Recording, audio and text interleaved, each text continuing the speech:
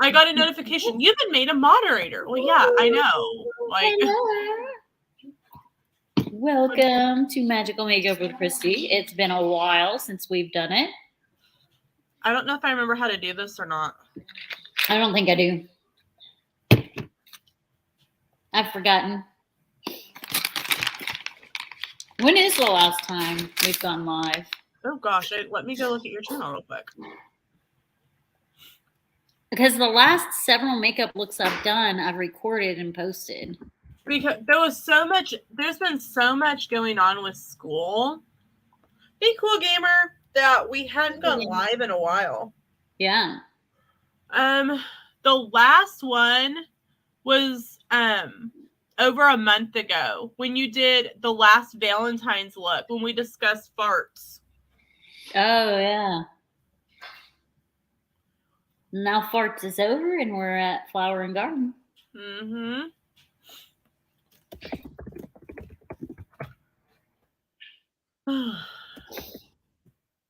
And I jumped from Valentine's Day to St. Patrick's Day, and I should have done a Mardi Gras look.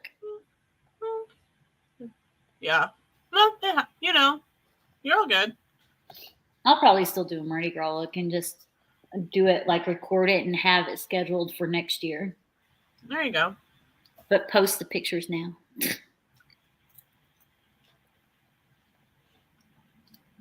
Okay. Don't have to worry about that.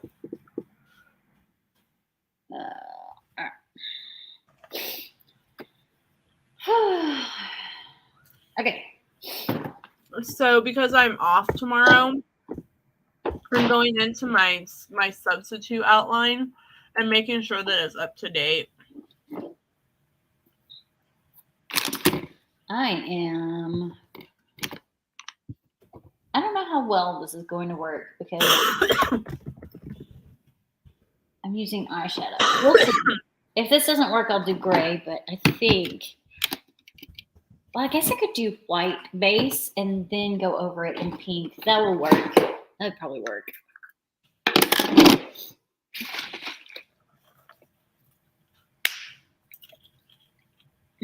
Why can't I open you?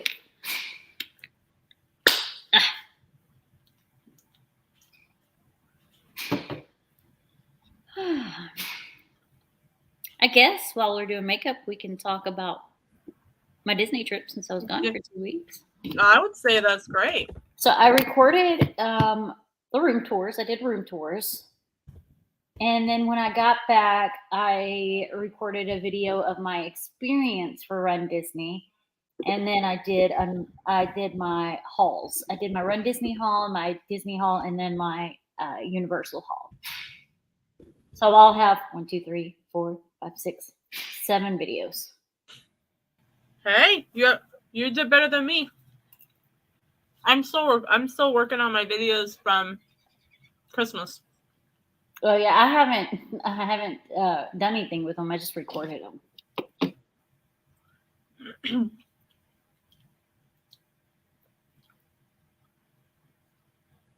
I'm trying to remember if I have like a makeup video left.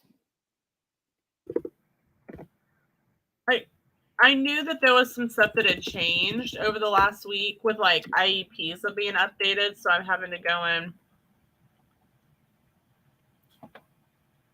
With what being updated? IEPs. Oh.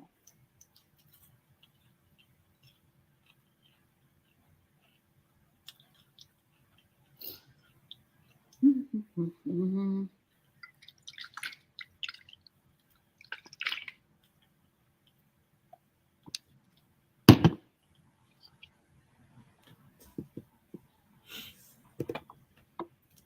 Yeah, I mean, even before, like, there was a thing out about keto diets, it's kind of a given. Like, when you see that your diet, with the diet is a high-fat diet, you automatically know that if you don't get the right fats, it's going to be a very bad diet for you, health-wise. Yeah. Now, as for a crash diet that you just do for a temporary basis, I don't find it to be an issue. But you can't continue to eat that kind of fat. You have to start thinking smarter and do things like avocado, chicken, that's what I eat in the morning is avocado toast on keto bread, just gluten-free.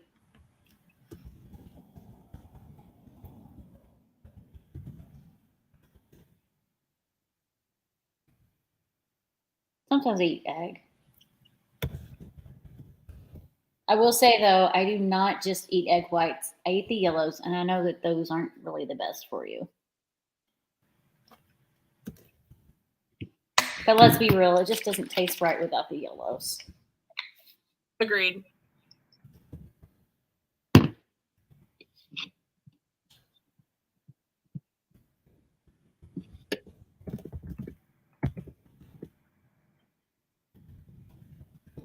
I look like a ghost. Oh yeah, so the trip. So we got down there on the 18th. It was packed. Like I was checking into the beach club. So I did virtual check-in at like 7 a.m.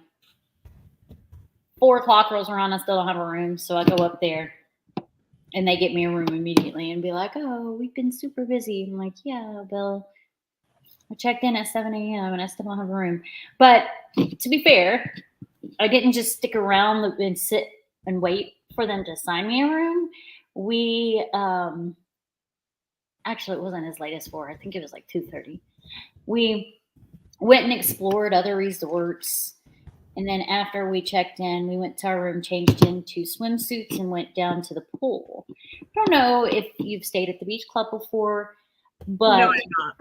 they, and I knew that they did this. They don't just let you go to the pool. They have somebody standing there and they scan your band to make sure you are actually staying at the resort. They only scan one person's band, not everybody's. Make sure you're actually staying at the resort because you only have to have one person actually staying there to get into the pool. And well, I'm sure if you brought like 10 people, they'd be like, I don't think so. Well, I don't know. It is a DVC resort. But we are not encouraging you to take people who are not staying there with correct. you. We are not. And they gave all 3 of us a little wristband, said this is good for your whole trip. We suggest you leave it on because if you don't, a cast member will stop you while you're in the pool area and ask you to validate that you are staying there. So it was a cute little wristband. I kept mine. She said before she put it on me, she's like, if you tighten it all the way, you're going to have to cut it off. If you want to keep it as a souvenir, I suggest not tightening it all the way, just enough to where you can slide it up over your hand. So that's what I did.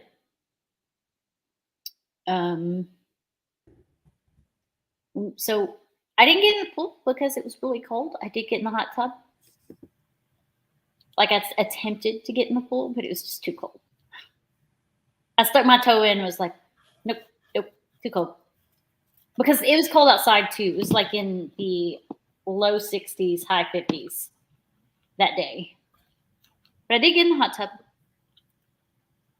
And then, so the resorts we explored while waiting on our room were, of course, the beach club, the yacht club, boardwalk, Caribbean Beach, and Riviera, 2 on the Skyliner that were really close by.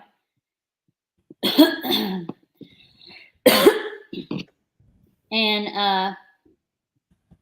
yeah, that was pretty much day 1. Day 2, also we ate at on day 1 because it was so early in the morning. We walked over to the Boardwalk Deli and ate breakfast there. Very good breakfast. I had a smoked salmon bagel. It was so good.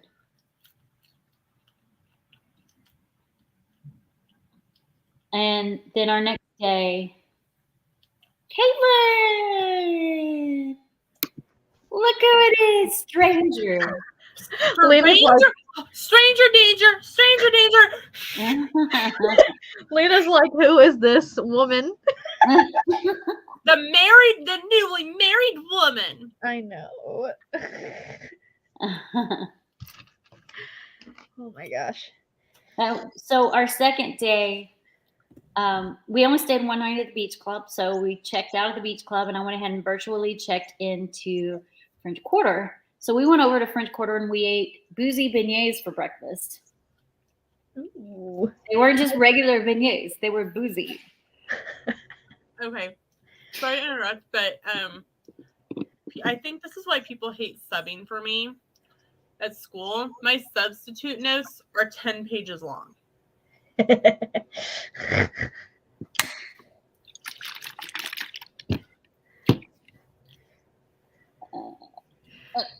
That's edited, by the way. Yeah, I know. You've always got freaking long notes for substitutes. And let's see. After we ate our beignets, our room was ready really quickly that day. So we got a room. We dropped our stuff off. We spent the day in Disney Springs, and we also did some more resort hopping. We went to all the monorail resorts and then to Wilderness Lodge because they wanted to see the resorts, so we did that. But that was a Disney Springs day, so that's pretty much what we did the whole day. Was just hang out at Disney Springs and stuff. Had dinner there. Did you have a 10-day park ticket? 8. Had 8-day park ticket. The other 2 days were Universal days.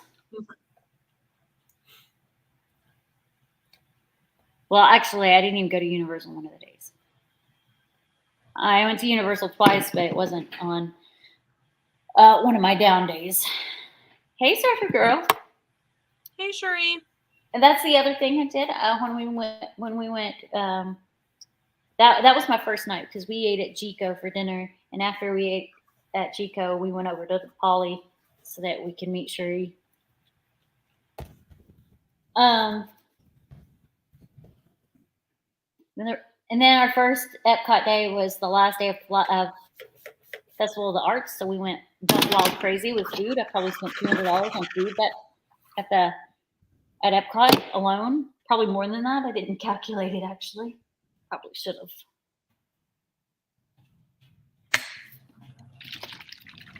So I'm going to stop talking about my trip and let Kaylin talk about her wedding. Yeah. It was crazy. So like there was definitely wedding drama. Wedding drama. I would not mind speaking about it publicly if I wasn't worried about people getting mad at me and like further like damaging relationships, so I won't do that. But the best part of it though was like my day of coordinator did not let me know it was happening. So like I had no idea until like because I actually went into the park with one of my groomsmen. And well, his groomsman, whatever. He's a really good friend to both of us. One of the groomsmen and me and my husband and my brother, we all went to the park that night. And I knew something was going on, but I didn't know what. And so I was just telling him, I was like, yeah, it was kind of weird. Like this happened. And then he was like, oh, and he gave me all the other pieces of it. And I was like, oh. So like some things went down that like I'm not going to hold a grudge over, but I'm not going to forget. Okay, well, you can't just leave us in suspense. So we expect details in the group chat. Yeah, I'll send you guys some. Yeah, I just can't talk about it. You can't just drop that on. Yeah. I'm like, no, excuse me. No, I'll tell you guys. I just don't want it out there publicly because it's like not worth the family drama. You know what I mean? Makes sense. It's like I work with first graders. The drama I get in the course of the day is she took my snack or she sat in the swing I wanted. It's nothing like relationship ruining, but it's like side eye. Sorry, I'm just like plugging in my curling iron. But that's like one of the biggest parts of it that I really liked was that like the staff could have been like, like they could have told me everything or whatever, and they didn't. And so like I really only have like really good emotions associated with the day. And I kind of just had this mindset where I was like, nothing's going to make me mad today. Like, because some stuff happened like in front of me and I was like, cool. But I was just like, you know what? Like today is going to be a happy day and nothing's going to piss me off. And then I vented and complained about it after, and now I feel great. So and look, I even have popcorn for all the drama. So like I'm prepared. Oh my gosh, that reminds me of something so funny. When there's like sometimes when you're on a work call and you know people kind of they feel like they've got the power, so they kind of get a little attitude or whatever. Yes. There's one guy on my team that always sends me an emote, like a gif of somebody eating popcorn, instantly watching. It's so funny. That is really funny. So yeah, it was just, but that was like one of the things that stood out to me about like having a Disney wedding, like the way the cast members like conducted themselves and like made sure that it was a good day for us, like no matter what. So you get a day of so you have your wedding planner and you have a day of coordinator, and my day of coordinator, just made things go, which was really nice because that's why, like, when I think about how people do this on their own, I'm like, I could not, like, my anxiety could not have done this by myself. Like, having the cast members and the DJ and like everybody to make things go was like crucial for me. So, but yeah, we did Mickey and Minnie, we did the coach. It was Sleeping Beauty themed. I've been posting stuff like all over social media, so if you follow me, you probably know pretty much everything about the wedding at this point. But yeah, it was awesome. It was like my dream day. It was great. Like that's I wouldn't awesome. I wouldn't take anything back. I do understand now though, like when people are like, oh, I just did my maid of honor and didn't have a wedding party, and like that's nothing against my bridesmaids. It's purely like it just would have been less chaos. Like that's it. Like it just would have been easier to organize.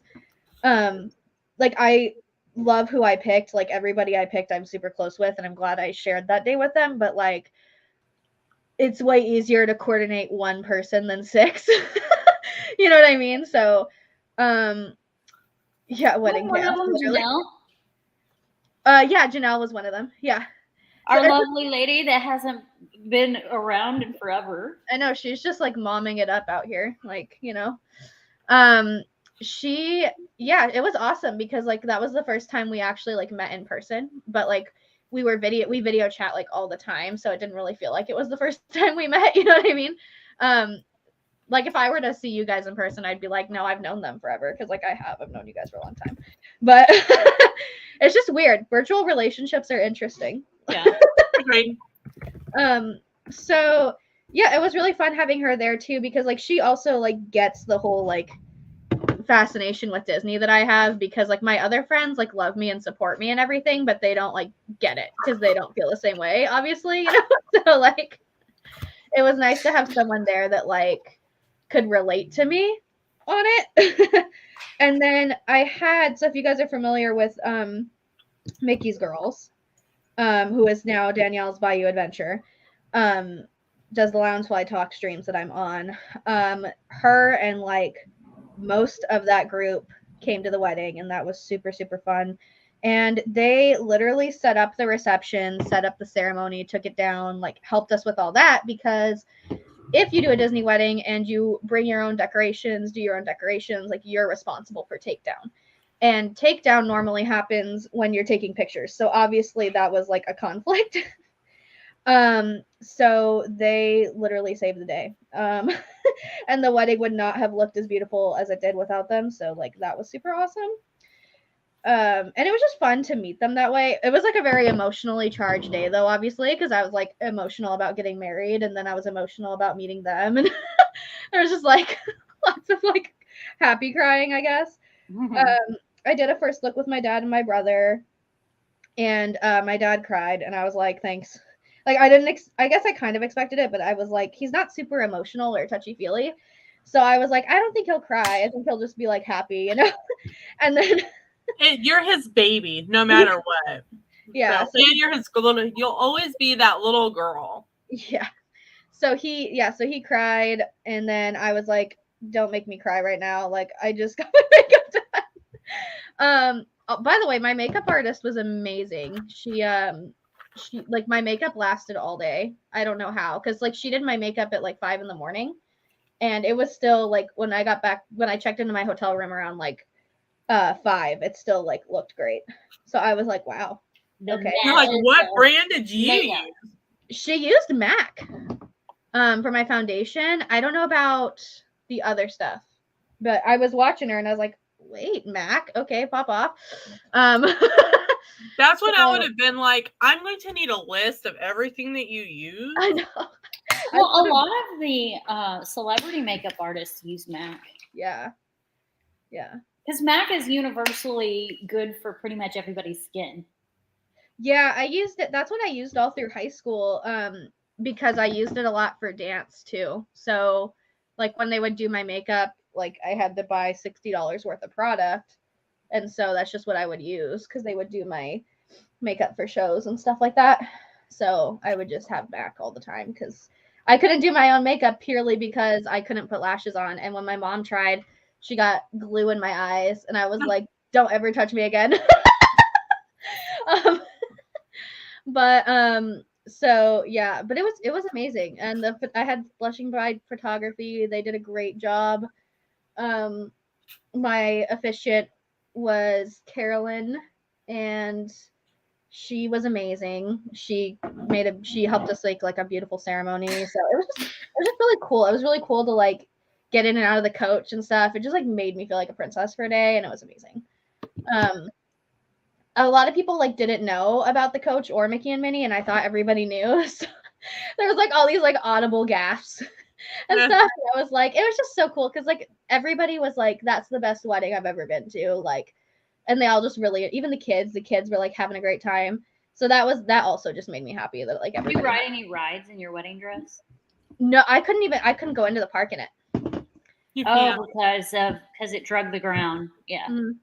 And so I didn't do a park shoot because they wanted like $5,000 for the castle without even paying for a photographer to be there. Like it was just $5,000 to take the pictures.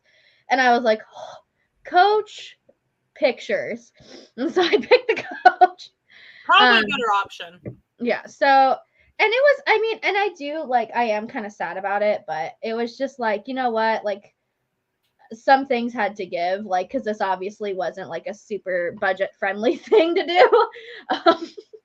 So yeah, it was fine. But I think the experience of the coach was really good because like we got to ride in it right after. Like we got like a couple laps around in it, and it was nice because like no one can physically bother you. Like there's no way anyone can bug you, and you just have that moment like right after your ceremony to like, you know, like actually just like have that time together. And so like that was my favorite part about it.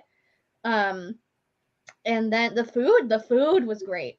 The food was so good. We did like a buffet, and it was a brunch. So we had like Mickey pancakes and Mickey waffles and like all kinds of different like meats and fruits and like pastries and stuff. So that was super good. They did for the cake, because we went to our tasting, and I was like, yeah, like we were just like talking about like random flavors, and I was like, I really like gingerbread, but it's not an option. And the chef was like, I can make you a gingerbread cake. And I was like, stop. Don't play with my heart like that. She's like, yeah, I can do it. So our top layer was gingerbread, middle was white with berries, and bottom was chocolate. So yeah, the cake was great. It turned out beautiful too. It was like a pink and blue cake. Had the spindle on it, some little like Cinderella princess looking birds, and a castle on top with some fresh florals. It was like super beautiful. I was like, I kind of don't want to eat it, but like obviously you can't preserve a cake, so. Okay, the question that we all want to know, did you freeze the top layer? No, mostly because so the top layer, I wanted people to like be able to try the gingerbread if they wanted it. And my husband's not a super like sweet person, so like I would have been stuck with a whole top layer of cake to eat by myself. So what you're saying is that you wouldn't have had to share. No. Okay. No. Well, to be honest, anyway, we saved our cake, like the top layer, for the next year. Put it in the freezer. It was awful. It was awful. I was about to say, but I've heard that they don't like they're not great. No. We both took one bite and that was it. Yeah. Oh. I've heard that it's better like to just go buy a little mini cake and go happy first year anniversary, like 1 year anniversary, and yeah. And it was really good. I got to try all the flavors, so I was happy about that. I was like, and that's the thing. Everybody says this, but like I just wish I ate more because like everybody's pulling you in different directions, and like I get it. Like you're here to socialize with me. I totally appreciate that. But I'm like eating my cake and people are trying to get me on the dance floor. I'm like, let me eat, please. Like I want to enjoy this day too, ma'am. I was it on? It may have been on TikTok where they had an hour gap between the end of the ceremony and when the reception started. Yeah, we did that. But and what they did during that time is they had a separate room set up for them. They had their own little cupcakes in the flavors of the cake. Cute. And dinner, they actually had somebody go grab the McDonald's. And Yes. they ate McDonald's and cupcakes and just spent that hour just like away from everybody because they were like, we know we're not going to get to eat. We know that they're going to be pulling us every different direction. That's smart. Yeah, so we kind of had that where like, so because we were taking pictures during part of the pre-reception. So I think we had like about 20-30 minutes. We were in like a little conference room by the Trillium room, which is where we had our reception at the Grand Californian. And we ate like the pre-reception food while we were in there, and we were in there a little longer than anticipated. And that's where like, this is where like, I didn't know what was going on.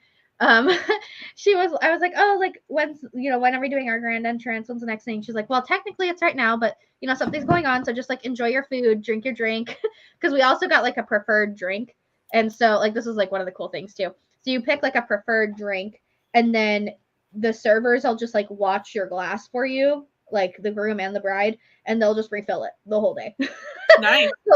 So like for me it was a Sprite because I love mimosas, but I didn't want to I wanted something that like wasn't alcohol if it was going to be consistently refilled. But my uncle was like buying me mimosas the whole time. So yeah, but we did like an open bar and we actually got money back because it wasn't used up, which is kind of crazy. We had like 60 people, so I figured it would get used up, but it didn't. 60 people that most of them like to drink, so I was kind of shocked. But and it was just like the whole time there was something fun to do. Like the DJ was amazing. He actually is the person that DJs for like the New Year's Eve parties in Disneyland. And he was bilingual. So that was awesome. But he had something going pretty much the whole time. Like we had about 30-45 minutes where we were just all eating. And then once it was time to start dancing, he made sure like everybody was on the dance floor. He was keeping the energy up. He announced our shoe game for us, and that was really fun. He announced like Mickey and Minnie coming in and stuff. And at the end, he had everybody form a circle around us. And like we did When Can We Do This Again by Owl City. So that's a song from Paint the Night.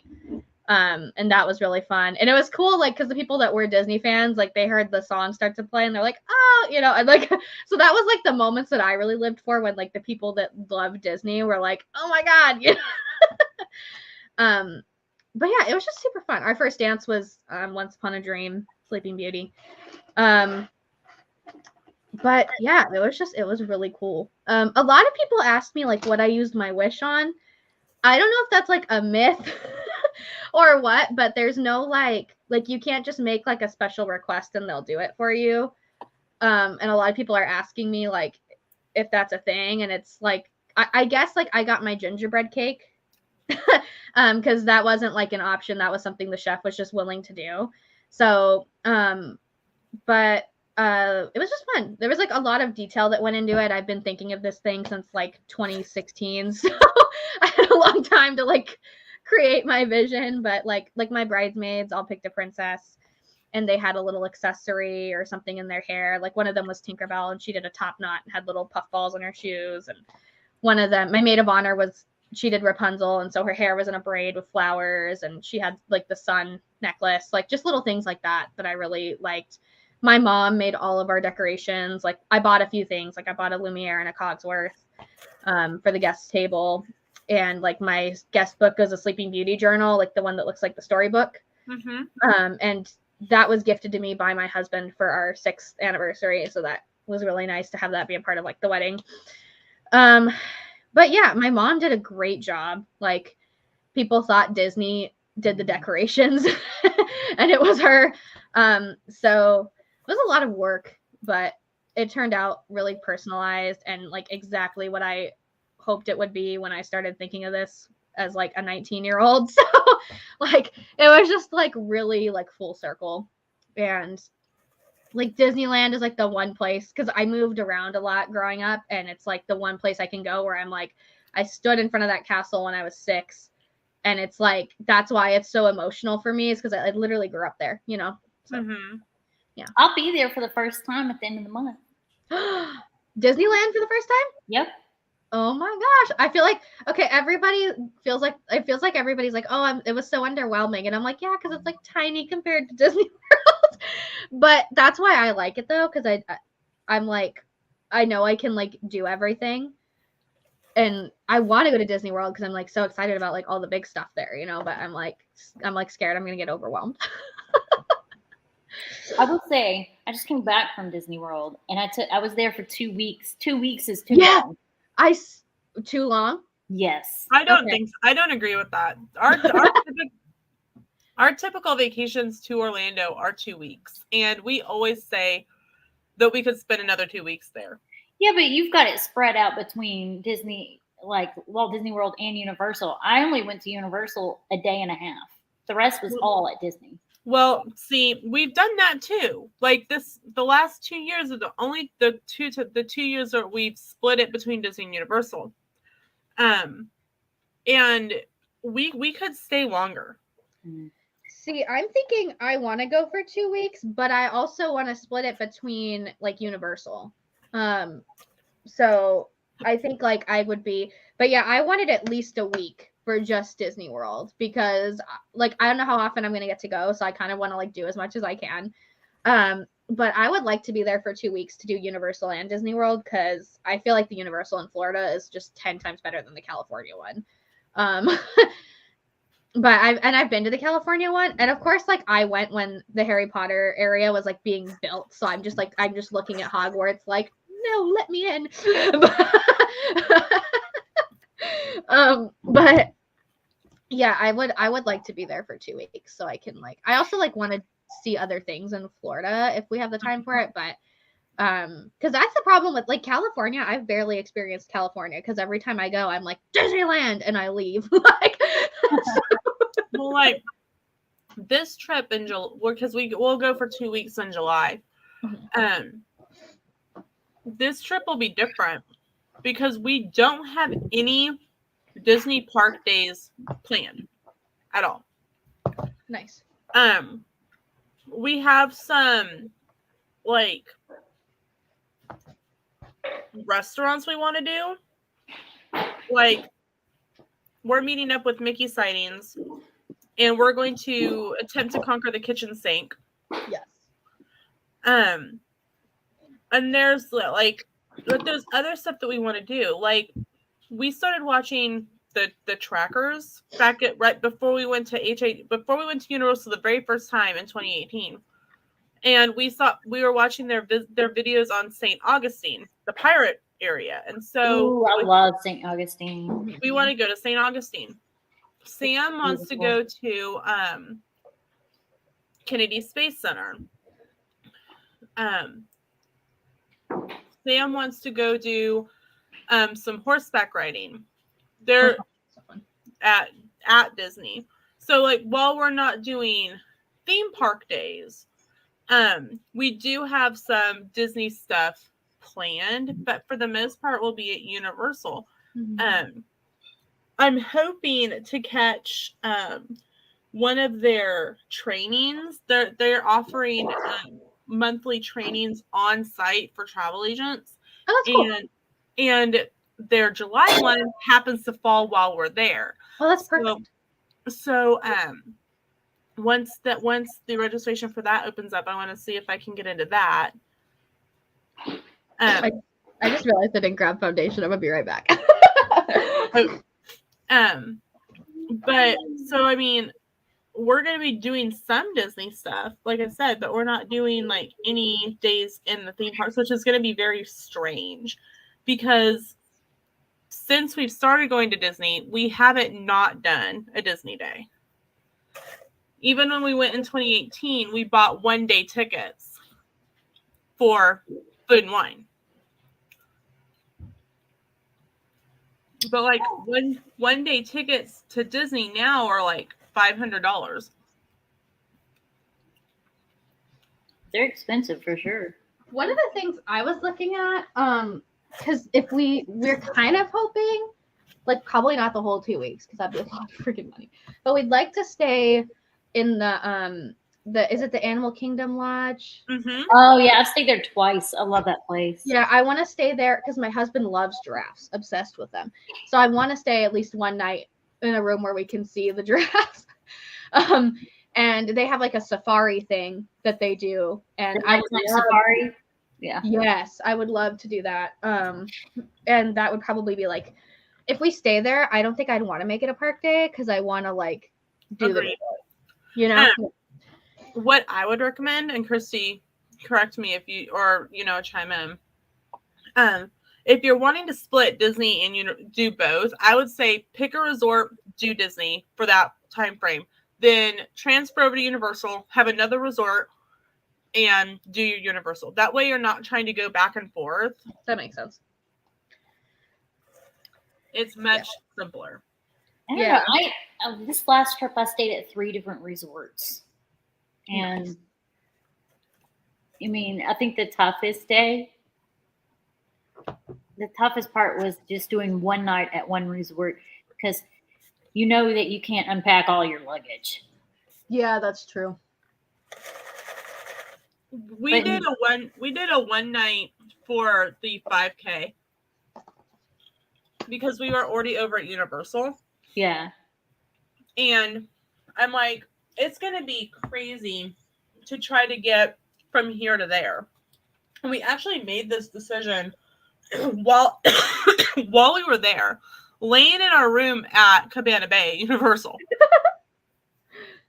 That's funny. And so we're like refreshing. Poor Sam has food poisoning. Oh, yeah. I remember you were saying that. That's crazy. And so one night popped up at All Star Sports. And so we got up super early and drove over. It was like 6 a.m. And the manager's like, wow, you got our last room available for tonight. I'm like, I don't expect there to be expect it to be ready. He's like, actually, we have a room that would be available if you wanted to take it. It's in our preferred section, actually. Oh my God.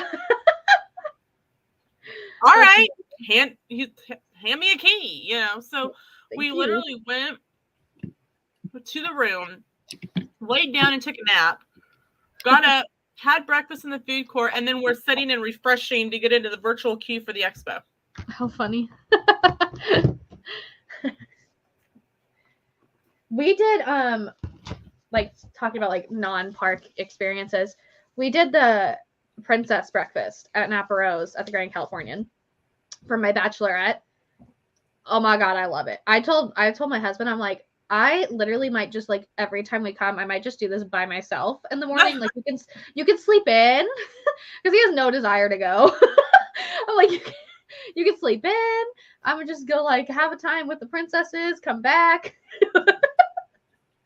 It was so fun. It was like, and it was cool because I had my flower girls there, my nieces, and they were so excited. And like one of my favorite memories of that day is like, because they come in like when they bring the desserts out, they like bring these like little wands that sprinkle out like pink shimmery like sprinkles, and they were sprinkling it over like the food and the table, and my nieces were like they were just so like blown away, and it was like the cutest thing. And then they brought out like all of us got little like drawstring bags, a button, and then my flower girls and myself got like little tiara necklaces, and they were like, we can Aw. wear this tomorrow for the wedding. And they were just so excited. And then like seeing them get to meet all the princesses and stuff, it was just so cute. The only thing I was like salty about was Aurora wasn't there that morning, and I was like, come on. But but Pocahontas was there, and my sister-in-law absolutely adores her. Didn't grow up getting to go to the park, so she's never gotten to meet her, and so she literally cried. Aww. And it was the cutest thing. And she's all like, stop making fun of me. Like, I'm not making fun of you. I get it. I'm like, I cried the first time I met Aurora. Like, I get it. I just love that, like, that experience was at my bachelorette party. Like, it makes me happy, you know? So are you going to like do videos for your channel about your experience with Disney weddings? yeah, I was waiting to get my professional photos back. And that way, so I had a list of questions from my Instagram, and I freaking deleted them, and I don't have them anymore.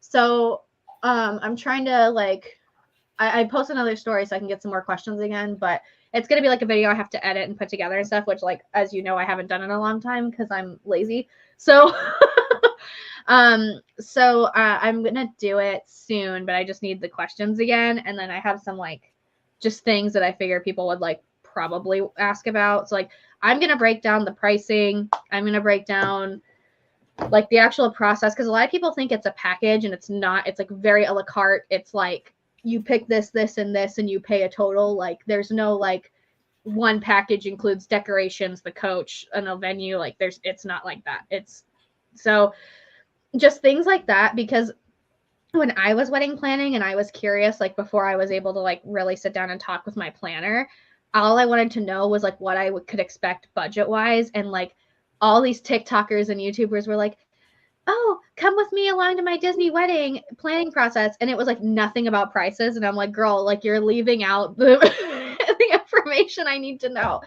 So that's a big thing I want to cover. It sounds like you got a good series coming up. Yeah.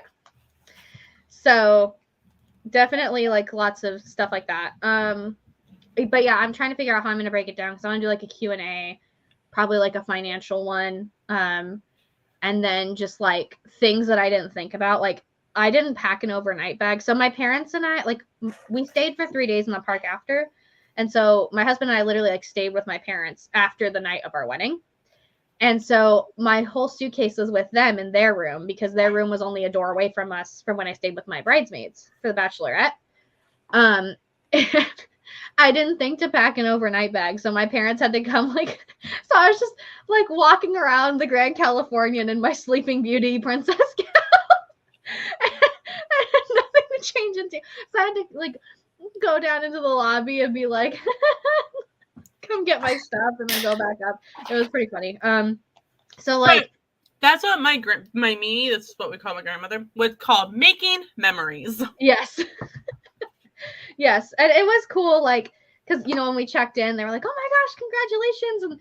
And when I tell you guys, I got like 16 happily ever after buttons, because every cast member was like, oh, here you go. It's like, not another one. They're plaguing my existence. Do they look different than the ones in Walt Disney World, or are they the same? I think so I have one that Stephanie gave me, but I don't know. It says happily ever after, and it's got the Cinderella coach with the castle. But the same one. Okay, but the ones that they give you at Disneyland are like, it's like Mickey rings together, and it's like purple. Do I have one in here? I think now, because there used to be one that said just married and one that said happily ever after. Yeah, now it's just generic. It says happily ever after. Yeah, it says happily ever after. And then the ones that I kept in, like, my memory jar, it, like, says just married, like, because the hotel cast member that checked us in wrote that on there and the year. So, like, those are the ones that are the most important to me, because it was like when we checked into the room and all that stuff. But yeah, I have so many buttons, because I have like one, like a graduation button for my master's, because I graduated a month before we left. And then I have like a birthday one, because my birthday was like the 30th, so it was like a few days after we left. Hey, instead of throwing the bouquet, you can just chuck buttons at people. You're getting a Disney wedding, and you're getting a Disney wedding, and you're getting a Disney wedding. Well, that's actually finally that's what we did for one of our favors. It was custom buttons, and I don't think I have one in here either. Darn it! It had Aurora and Philip on it, and Not prepared. I know, not prepared. Not prepared. It has Aurora and Philip on it, and it says "True love always finds a way," and then our wedding date and our names. And it was so cool because like all our guests put them on, and like they wore them into the park after. It was like it was cool. So it was a cool, and then like my sister-in-law made hot cocoa bombs that were Sleeping Beauty themed, and they had like they were pink and blue, and then on the inside they had pink and blue marshmallows with glitter. So it was just edible glitter, not like not the non-edible stuff, but it was just really cool. Like so many little details that just came together, and it's like it made my little type A heart happy. But yeah, it was crazy. It was a whole thing. Christy and I should be expecting our cocoa bombs in the mail, right? I really thought I was gonna have extra, and people just like the people that left them, like a lot of his family members were like, nope, these are ours, and just took them. And I was like, that's fine with me, because we had to get everything back. You know what I mean? So, so I kept one of each centerpiece because when I have a house, I want to, like a long entryway table, and I want to have them lined up. Right.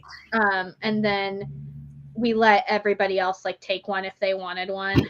And then we had an ofrenda table with like all the people we've lost.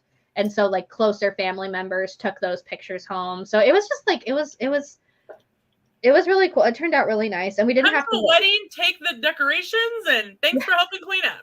Yep, literally. It was really cool. And we did the magic mirror, which was it's a magic mirror that's a photo booth. And it was just fun. Oh, it was so fun. People were using it like the whole night. It was super cool. The table thing reminds me of when I worked at the chamber, and we had this annual event called the annual gala, and businesses could pay $25, or depending on what level they were a sponsor for, they got one free, and they could decorate a table and like use it to promote their business, and they would put giveaway stuff and candy and all kinds of stuff all over it. And some people chose not to take stuff, like maybe it was for a bank, and they maybe they work at another bank, or they don't bank there, so it doesn't really matter, so they would leave the stuff, and people would just walk by and be like, what are you going to do with all that stuff? Throw it away? You can't throw that away. Like, and so they would take it. I'm like, great, that's one less thing for me to have to do at 10 p.m. Yeah, and my mom, she made these little tote bags that and she put together seating charts. So they had like iron on like heat transfer vinyl, and it was like this it said happily ever after with a castle, and just so they took home a bunch of like little things. And I was like, my mom made a charger plate for every single guest. So like it turned out really cool. But yeah, we were shocked when we got money back. We were like, wow, didn't expect that to happen. Hey, vacation fun. Yep. Yeah, we want to do Disney Tokyo next year for the Cherry Blossom Festival. So if you or someone is planning on doing a Disney wedding or thinking about a Disney wedding, make sure to check out Caitlin's channel. For some reason, it did not link the whole channel in there. I'll redo that. And subscribe to her so that you can follow along with that.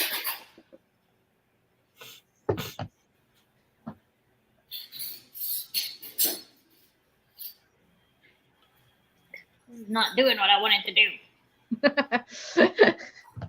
Will not comply.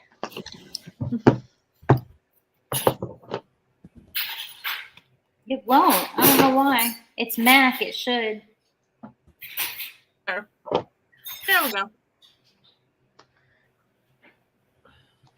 Maybe it's too old.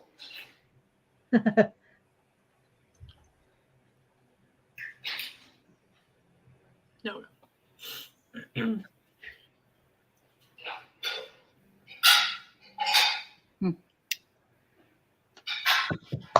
Ooh.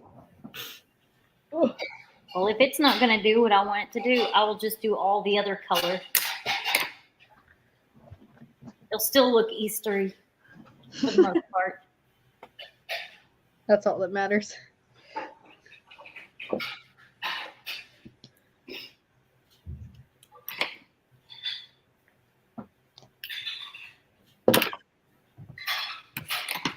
I'm debating if I actually want to put eyeshadow on or not. Because I'm going to dance for like 3.5 hours after this. I'm surprised you curled your hair. I usually curl my hair because my hair doesn't like bother me. I have this weird like sensory thing with makeup where like if I'm sweaty, I kind of get mad that it's on my face. I get that. I don't know. Maybe I'm going to try it again. So today was spring pictures for school. And so if you follow, I think I posted a picture on my weight loss Instagram of my top. And I just wore my black leggings and this like kind of purple kind of cap sleeve top. It covered my shoulders, which it makes it school appropriate. And so we had an email like last week. Did we want to have like individual staff pictures done in the spring? And we're like, no, we really don't. The only reason we do it in the fall is because that's the picture that goes in the yearbook. Yeah. So we did our staff picture, and it's kind of bittersweet because it's our last staff picture with our principal, because he actually was hired to be our superintendent. Oh wow. For the new school year, and they're in the process of interviews for the new principal. So I feel really bad. Like he has been gone like between another situation that's going on. That Christy and I was talking to Christy about it beforehand. And like all the principal interviews was like he hasn't hardly been in the building like for the last 2 weeks. But so I actually put on lipstick and a little bit of eyeshadow instead of the normal just eyeliner that I do. And one of the first girls goes, "Miss Lena." I don't go by Mrs. Hall because there's already a Mrs. Hall that's one of the teachers, and it just confuses kids. And quite frankly, it confuses us because if somebody hollers Mrs. Hall, we're both like, what? Yeah. So I'm Miss Lena. And one of the kids goes, "Shouldn't you be Mrs. Lena because you're married?" And I go, "Well, you can call me Mrs. Lena. You can call me Miss Lena, whichever one you want." And most of them call me Miss Lena, which is fine.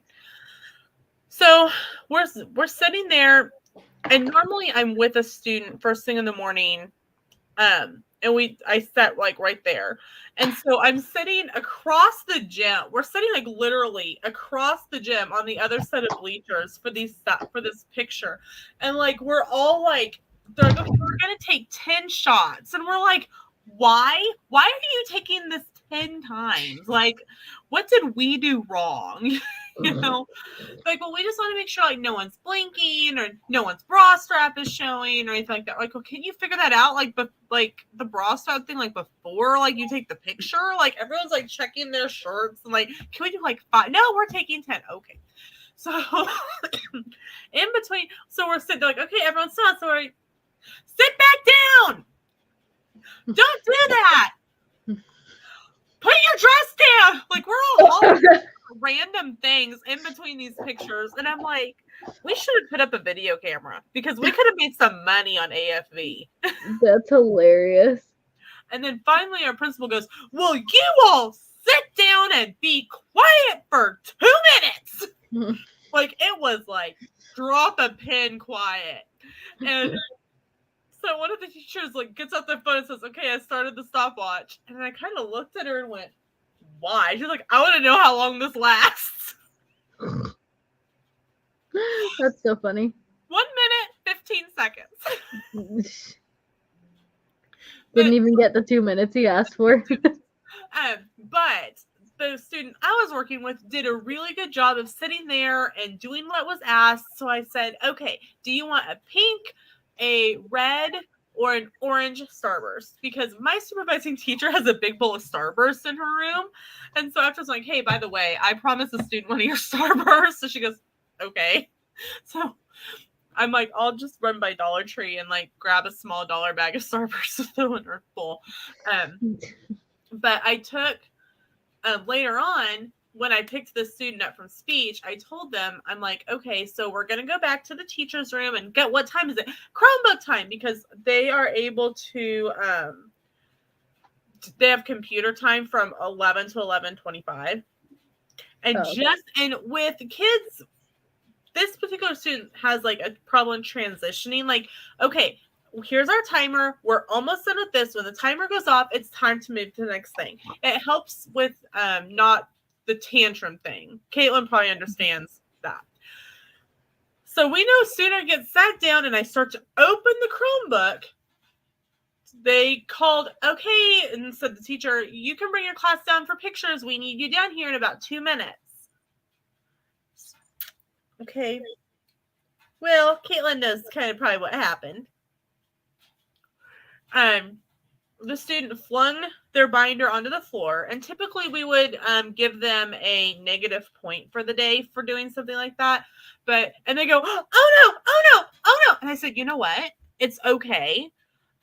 You are upset because I told you it was Chromebook time, and now we're having to switch really, really fast. And I'm sorry about that. I said, would you like to take a squishy down to pictures? And they said, yes. And I said, okay, do you want your frog squishy?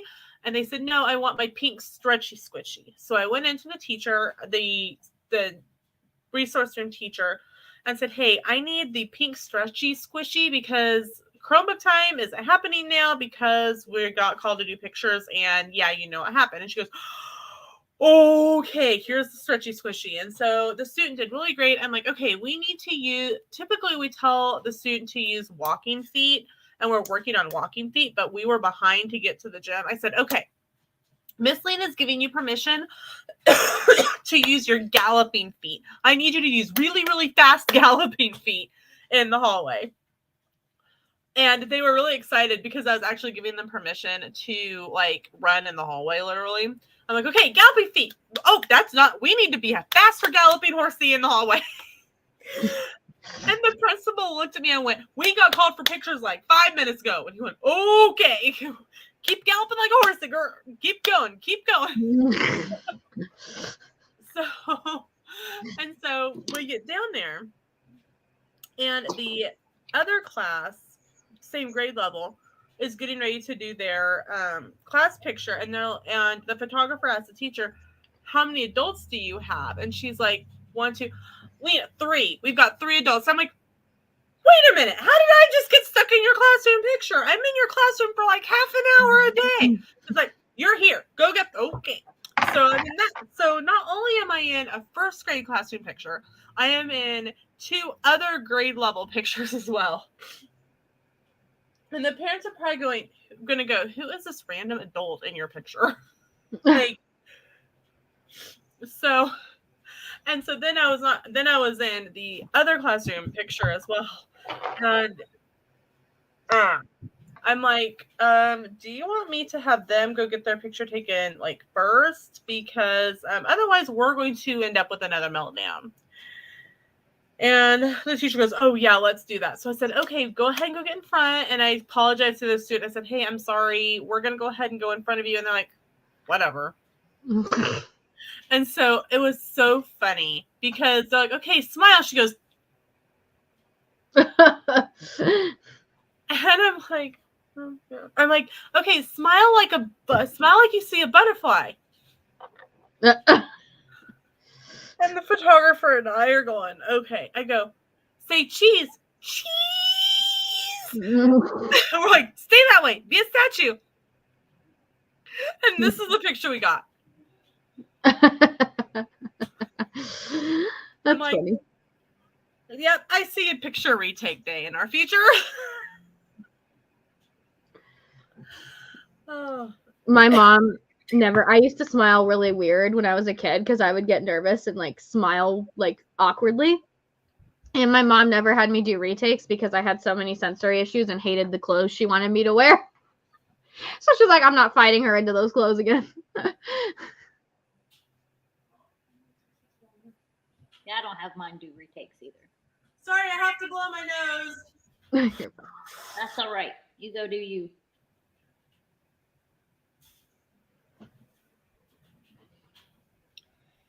Where is it? Here it is. So, I'm good friends with the student's mom. And I texted the mom and I go, all I can say about picture day is I'm sorry, I tried. I did my best. The mom responded. She responded and goes, I can only imagine. I can only imagine. So I'm just like, all day I'm like, okay, just a few more hours until I'm on spring break. Just a few more hours until I'm on spring break. Because I took tomorrow off. So last week I was originally supposed to be off on Friday. And then I was sick with like this upper respiratory thing. I've still got a cough, but nothing like I had last week. Like last Sunday, I was seeing double. Like I was not feeling well. And I called in and I apologized. I'm like, but I was seeing like double. And Sam's like, there's no way you're going to work. And my supervising teacher, I absolutely adore her. She just finished her teaching degree and she was hired as a substitute to fill a spot that we needed filled. And she goes, I'm glad that you're feeling better and I'm glad that you called in, but quite frankly, that would have been really great entertainment if you had been here. I'm like, I love you too. I love you too. And she's like, you know I love you. Don't give me that. So when I came back on Wednesday, I asked the secretary, I go, hey, Deb, I know I'm scheduled to be off on Friday. Would you want me to switch it to like next Friday instead? And she's like, that would be great because one of my the other paras that I work with, I come back on Wednesday. She tested positive for COVID on Wednesday. Oh, excellent. So it's like we were switching. The Friday prior, she had been sick with the stomach flu. Then I was sick. Then she was out. Like now we're both back to work. But so I'm like, okay. So we fixed it and changed it to where I was going to be at work on Friday. And so then Friday morning at like 3:30, Sam gets up, is in severe pain. The man was laying on the floor of the bathroom, throwing up. Oh. And I'm like, we need to go to the ER. And he goes, okay. I'm like, oh boy. So, and he rated his pain like really high. And I'm like, I looked at the nurse, I go, he was in the Army. And she's like, oh, this is the equivalent of a farmer voluntarily coming in then. Awesome. So Sam still has not passed it. A 4mm kidney stone. Oh man.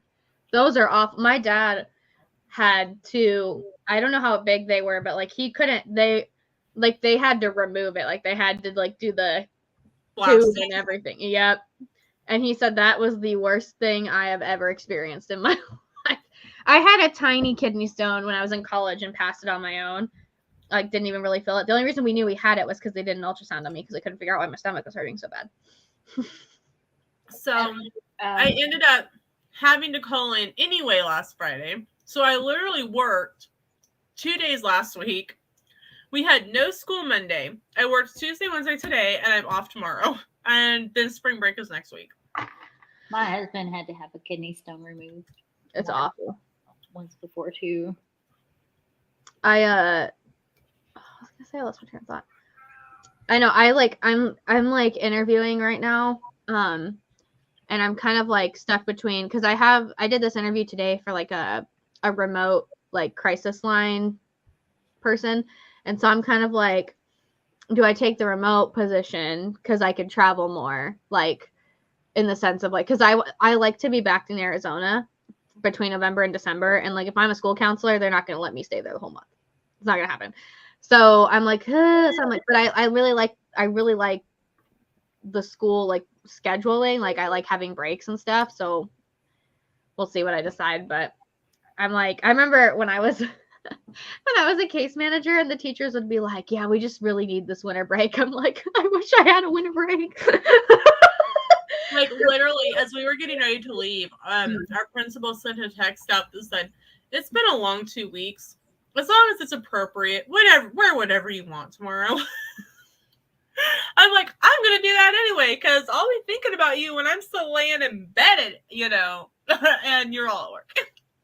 Yeah, I like the idea of like the breaks and like being off at a decent time, but yeah, I don't know. I've also looked at like, because the problem is like I still have to take my test, because I wasn't sure if I was going to take my test and get my license, because I was like the thought of it, like when I finished school, the thought of studying for an exam and redoing my resume and all that shit, I was like, I don't even want to think about that.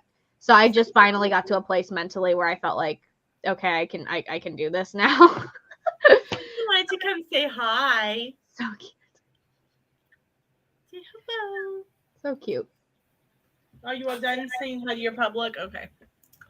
I guarantee in like 30 seconds she'll be right back here yelling at me again. But I've looked at different like para positions too, because I could also like take a para position and then work my way into being a school counselor later. So I don't know. So yeah, we'll see how my interviews go. Be prepared to get bit.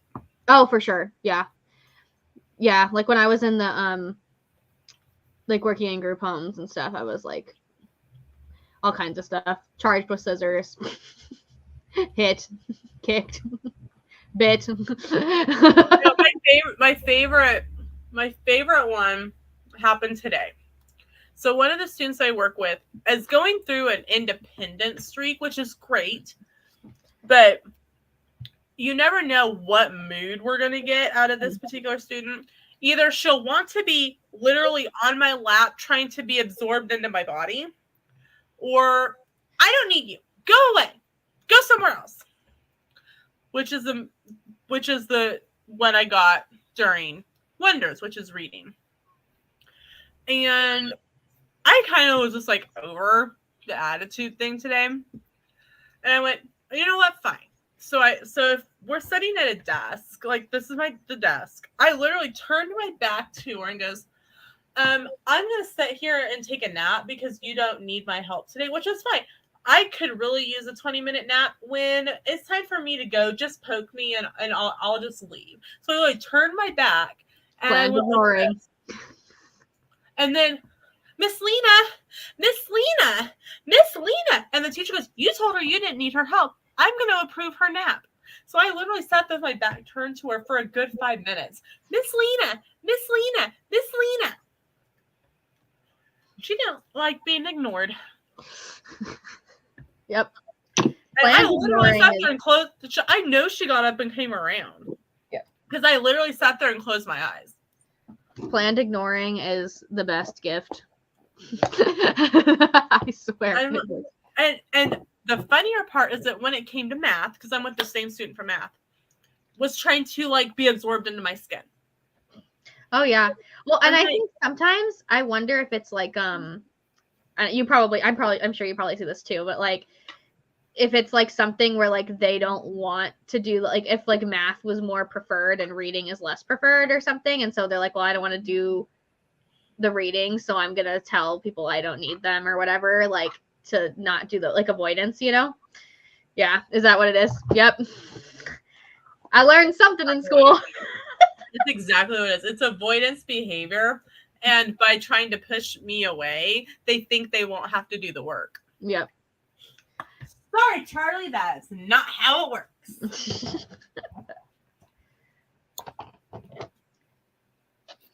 And the other funny part is I am technically, when I'm in that classroom, for specials, which is the stuff at the end of the day, I'm assigned to 2 students.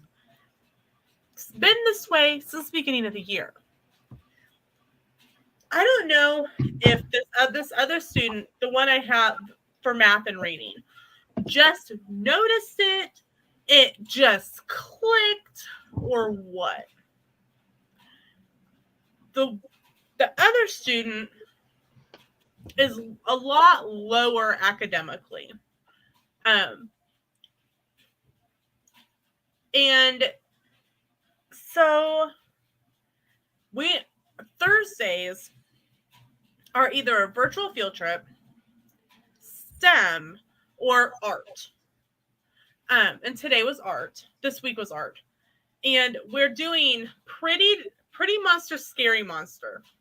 So you draw, like, the paper's folded, and you draw this really pretty fish and stuff, and when you open it, it becomes like this, the fish becomes like this monster, this really scary animal. It's really fun.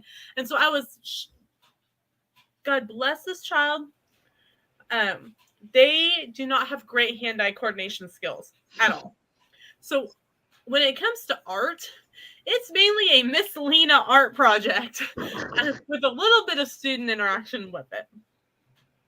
So I'm doing the main drawing of the fish and getting everything situated. My other student, and I'm sitting in between them. Why are you helping that student? Why are you doing that? Are you her parent too? Yeah, like, that's what I'm supposed to be doing. Completely wigs out. No, you're mine. That's exactly it. Yep. I'm like, I'm helping both of you. What do you need? I don't want your help. Then why are you throwing a fit about it? Possession. Seriously, child. Need for control. Yeah. Yes. Crazy kids, man. Hold on just a second. Okay, you're good. All right. Sam just got out of the shower and realized his pajamas were like right here. It was really cool talking to you guys. I gotta go to dance. I'm gonna try to be on these more. If I work remotely, I definitely will be on them more. Hopefully. Well, we hope so. Okay, thanks for attending. Yeah. So it was really fun. I miss coming on here. Dance.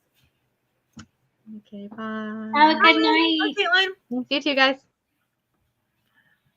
So, but literally the other student was like freaking out. And so I'm like, what do you need? Well, and I don't need any help. Okay, fine. Then no, my fin doesn't look right. Okay, so I erased the fin and I redrew it. And I'm like, what is your problem? But it's like she's possessive of me at this point. And I'm like thinking, I'm not going to second grade with you. I'm going to be here. So like I'll be in the same problem every spring. Huh? But you have the same problem every spring. It happened last year too, but only it was in a fifth grader. Oh, good grief. Huh? Said, oh, good grief. Yeah, they were going to middle school, right? Yep, they went to middle school. They went to 6th grade. They got really possessive of me in the last 9 weeks. And I think some of it is like, this is a point in the year where we start talking about, hey, we're in the last 9 weeks of school. We expect certain behaviors out of you at this point. Like, you know how to line up. You know how to go down the hallway. You know how to do this. You know how to do that.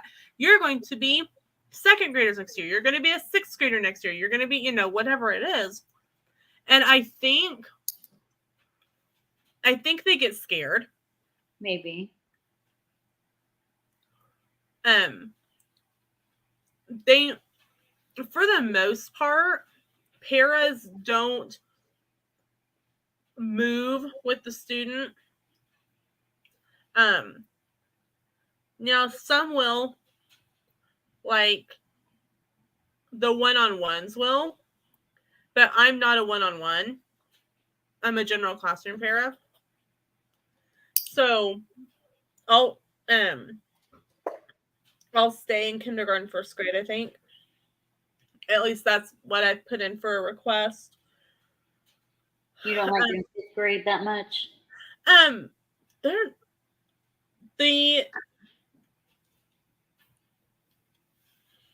I like fifth grade. I'm trying to figure out how I want to phrase this. I've seen the incoming fourth graders and what the fourth graders are now. Like the incoming fourth graders and the fourth graders now who are going to be fifth graders, and I don't want to deal with that attitude. I'm also not a huge fan of the 4 or 5 resource teacher. Her and I don't really get along. She doesn't really get along with the other paras in 4 or 5 either. But that's just kind of how it goes, I think. But like the fourth and fifth graders, and thinking about like what grade level this year's fourth graders would have been, it makes sense. So social workers, psychologists, and sociologists have kind of come to an agreement that socially and academically, whatever a child, if they were in school, whatever grade they were in when COVID hit and like we closed school and it was like the spring break of eternity before we went back in the fall, they are still there socially, some academically, mentally, they are still that grade level. And so for fourth graders, they would have been in second grade when school closed down. And if you sit and watch them, you can see a lot of those second grade tendencies really come out. So I don't think it applies to every student. I don't think but I see it. Like knowing like what second graders act like and stuff, because that's in the area I work. And then seeing how these particular students act, you can see it. You can see that they're still very much a second grader sometimes. I gotcha. Kindergarten, first, and second graders. Second graders would have been in kindergarten when COVID hit. You see a little bit of it, but you don't, and I think it depends on the area that you live. I think it depends on how your school district works. Some schools only do half-day kindergarten still. We don't do half day, but we do shortened day. They go in later and they leave earlier. And see, so kindergarten is so, and for some states, kindergarten isn't even a requirement to go to school, like to start school. Here in Kansas, it's a requirement to attend kindergarten. But some states it's not. Some states it's shorter. Some days it's still half day. Some day, I know a family that pulls their student after lunch and recess, which is 12:30. 12:30 or 1 o'clock. 1 o'clock is after lunch and recess, because the afternoon is brain break, center activity times, another recess, and then they come home. So they just have their child go in the morning, which is when all the core classes are, and stay through that first recess for social interaction. Then they go home. So I don't think it affected them the same way. So now down the road, like when this class that I have now, this first grade class, in a few years gets to fourth grade, fifth grade, I may say, hey, I think I want to go up and work with that class again. I'd like to stay with them until they move on to middle school. But I mean, it's all what it really boils down to. It boils down to needs of the district. needs of the school, kind of where I end up. One of the students that I help, their sister, while they weren't not one of like my particular like students that I worked with, was in the classroom I was assigned to last year. And so like, I guess that the sister gets immense pleasure out of going, I'm Miss Lena's favorite. Just remember, I'll always be Miss Lena's favorite. Great. Thank you for making my job harder. Why is my sister your favorite? I never said anyone was my favorite. Relax. She said, I don't care what she said. But the teacher and I were talking today, and I'm like, holy cow, they have changed. And she kind of looked at me and I go, think about the pictures we took on the first day of school. And she goes, oh, I know. They've grown, like, some of them have gotten taller. Some of, like, their faces, like, they were kind of that round and chubby. They've kind of slimmed out a little bit. Like, you can tell that they are older now that, you know, than they were at the beginning of the year, which is a little sad. But, you know, you don't really see it when it's similar, I think, to weight loss. You don't see it when you're with them every day until you start looking at pictures and go, oh my gosh, you know, you look so different now.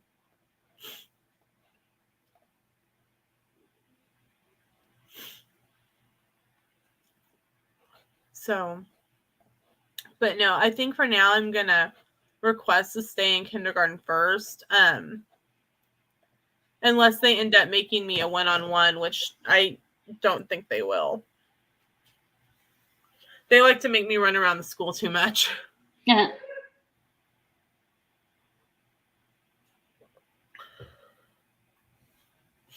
Like, I'm starting 4th grade. I go from one 4th grade class to another 4th grade class.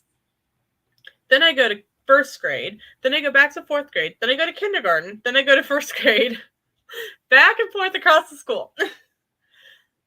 I average between 10 to 12,000 steps a day.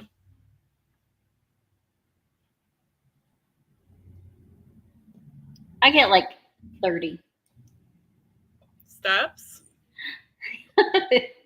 Oh, well, you work from home. No, I went for a run was it yesterday? I think it was yesterday. And I did 3 miles. Nice.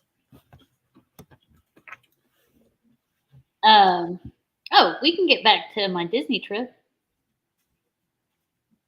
We had to hear about Caitlin's wedding stuff, so that's why I stopped. That's fine. I was on the second day, wasn't I? Yep. So the second day, like I said, was Disney Springs Day and resort hopping kind of day. So resort hop Disney Springs and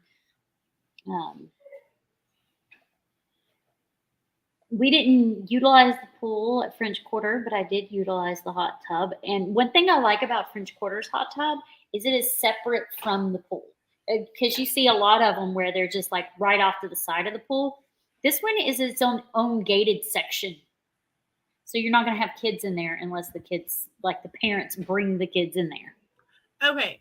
Question. Where did you stay when you were doing the princess? French Quarter. Okay. So people were posting signs that there was like an exclusive area for runners at French Quarter. Yeah, at the other resorts too. Yeah. Okay. I know that during marathon weekend, the resorts don't do that. Oh, they did at French Quarter. And then I also saw the sign at one of the other resorts, one of the deluxe resorts. So it wasn't just French Quarter doing it.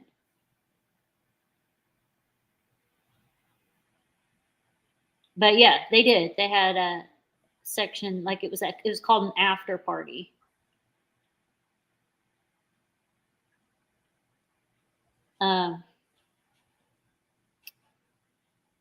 One thing I will mention. So let's hop to the the half marathon. One thing I was not impressed with, and I heard that they changed it this year, that it wasn't the same way last year, is that they had 4 corrals. Yeah. And when they started letting the corral A go at 4:45, I was in corral D. By the time they got to my corral, it was 6:30. Yep. They cut off character meet and greets at 7 o'clock. Yep. That happened our first year with the 5K. The first year that we did it. So 2022. I did not like that. Yeah. Oh, I missed one. The thing about, and I don't know, I don't know if you're in any, like, I didn't see anything stated this time, but I know that with Marathon last year, that the characters got out late. So there was already lines forming. And so the lines were cut off like by corral B. And so anyone in C, D, and E couldn't get in line. Like if you wanted something, you snapped a selfie and kept going. Yes. So the corral, like the line, I got in one line, and literally the second after I got in that line, they cut off the line. So all the other lines, by the time I got to them, were cut off, and I couldn't get pictures. What you are supposed to do is you're supposed to get your picture and go. But what has happened is that people want, oh, it's a rare character. I want just a picture of the character. So it becomes a photo shoot. Yeah. And instead of this 30-second picture, it now has become 5 minutes. That is one of my pet peeves. And I'm sorry that happened. Yeah, I was very frustrated because I didn't get a picture with Cinderella, and I was dressed as Cinderella. Now, did they have characters out at the expo? They did, but they cut those off at 8:30. Did you know that they were there every day of the expo? And the only day you needed a virtual was for day 1? Yeah, but they only had Mickey and Minnie there. They didn't have anybody else. Somebody had pictures with Cinderella at the expo. The day I was there was no Cinderella. It was just Mickey and Minnie. Oh, no, actually, it wasn't even Mickey and Minnie. It was Donald and Daisy. But, and I need to do another tips and tricks video. And Sam and I are going to film a video on this as well. A lot of people go into runs thinking, oh, I'm going to be able to stop and get a photo like I can of rare characters like at a party. This isn't a party. This is an actual sanctioned run. People PR this, which means personal record, for races like the Boston Marathon, the New York Marathon, the London races. This is a actual run. This isn't just like, oh, I'm going to run at Disney. This is an actual run.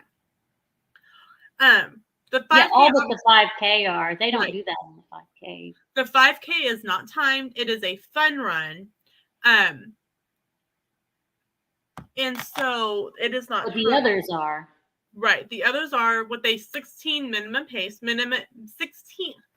16 minute minimum pace. Yep.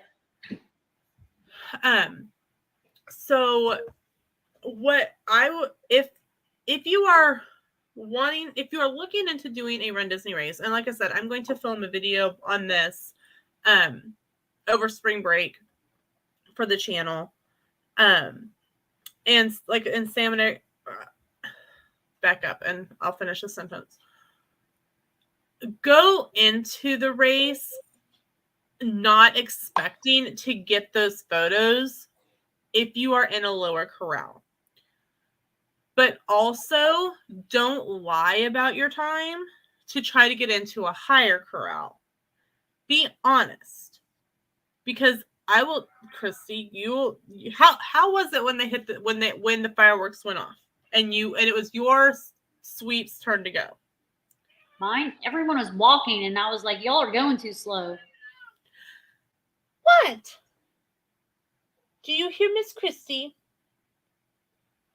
Yeah. I said your name and she sat down and just looked at me. Mm-hmm. Do you hear Miss Christy?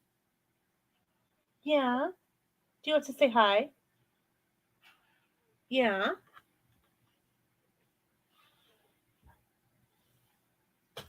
No, okay. Well, yeah, whatever. See, for us, we were on the left side. So left side is runners, right side is walking. And so Sam and I ended up on the left. So right as the fireworks went off, like we had to go. Otherwise, we would have been trampled. And we were in Corral C this time. Last year we were in D, but this time, like yours, there was only 4 corrals this year. There was A, B, C, D for marathon. And last year there was A, B, C, D, E. Last year we were in D. We were second to last, which made me feel better last year. And last year it took me 2.5 hours to complete the 5K. And this year it took me an hour. And it would have taken an hour and a half. And it would have taken probably closer to an hour if we hadn't stood in line and waited for Mushu. But people were turning it into a photo shoot. I'm like, take your stinking picture and go. Yeah. Most people were taking their picture and going because they had people saying you can't do a photo shoot. But this one lady kept on saying, no, I need this one and this one. She got like 5 different pictures. Be courteous to everyone else who is wanting that same picture that you are. Yeah, I get it. Hey, Mushu's not out and you want a picture of just Mushu. That's the time it takes you to take a picture, to get your camera out, get your camera up, and get your picture. It's time that at least 2 to 3 people could have went through and run. Mm-hmm. So just don't do it. Grab a picture as you go by. Like just be courteous to the other runners. It really is a pet peeve. And I've only done 2 Run Disney races and it is already a pet peeve. Or there we were in the corral and we were standing there and I heard this guy go, why are all these people dressed up like in costumes, like in Disney costumes? And I'm like, do you not know where you are? like really, you signed up for a Disney run, not realizing that people are going to dress up. Even when they do the marathon, they still dress up.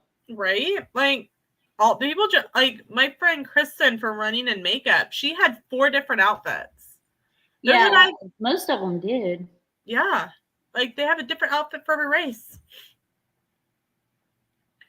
I had thought about doing Princess next year, but then you said that you weren't going to be doing, because I was like, well, if Christy does it, maybe we can room together.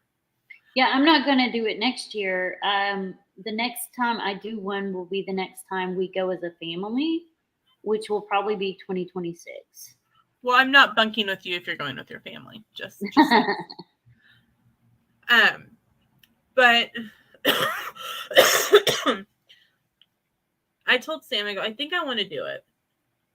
But I think we are both still a little concerned about the panic attacks and the anxiety.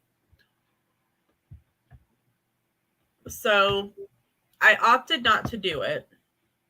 All I know is like I had to pee really bad when our race started. So I was like, everybody was walking. I was like, excuse me, dodging between them, trying to get to the bathroom as quick as possible. That's why you go to the bathroom before you go into your corral. There's porta potties. I did, but it was like, again, we had to be in the corrals by 4:30.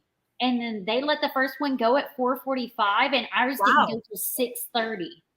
Wow! Like, see, that's insane. Something must have been going on the course, because the wheelchair athletes with disabilities, which is wheelchairs, someone who needs extra time or has a guide or whatnot, they started at 4:45. Corral A was at 5, and I took a picture of my Fitbit, and I want to say that we started at 5:34.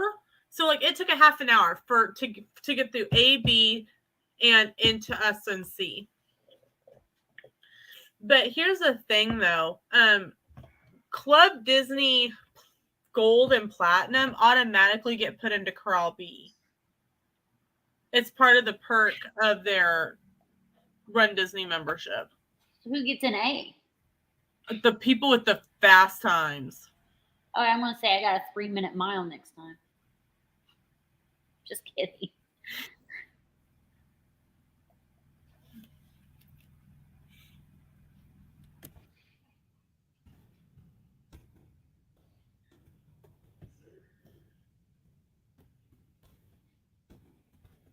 Ephraim may do it with me next time.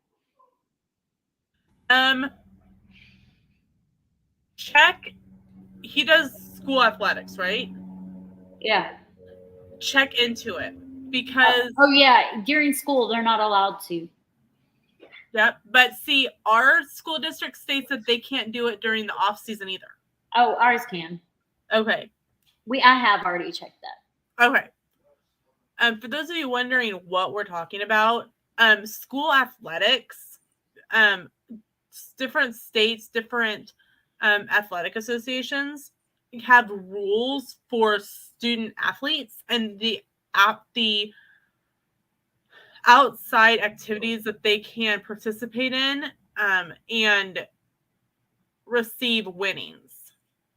I know this because when I worked at the chamber, we had a 5K and we had a cash prize for the first place male, first place female, and first place high school, middle school, and child.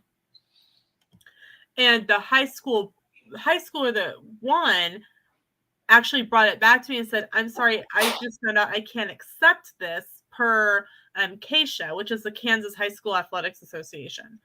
I can't win anything because I'm in sports. I can't win anything." So like, Ephraim, hush. So Christy, it's something that Christy and I've talked about before.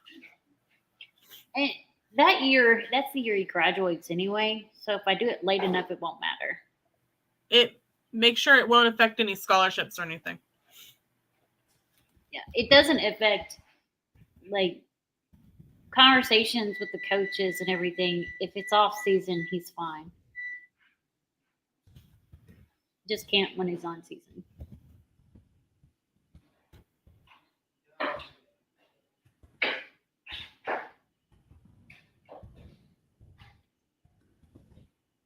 I was gonna do more of an Easter egg look, but I couldn't get the makeup was crumbly and not smooth, so I couldn't do it. So I did this instead.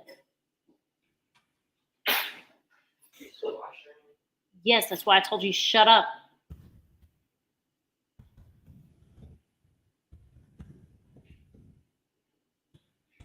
He asked if I was still live streaming. Yes. He knew that.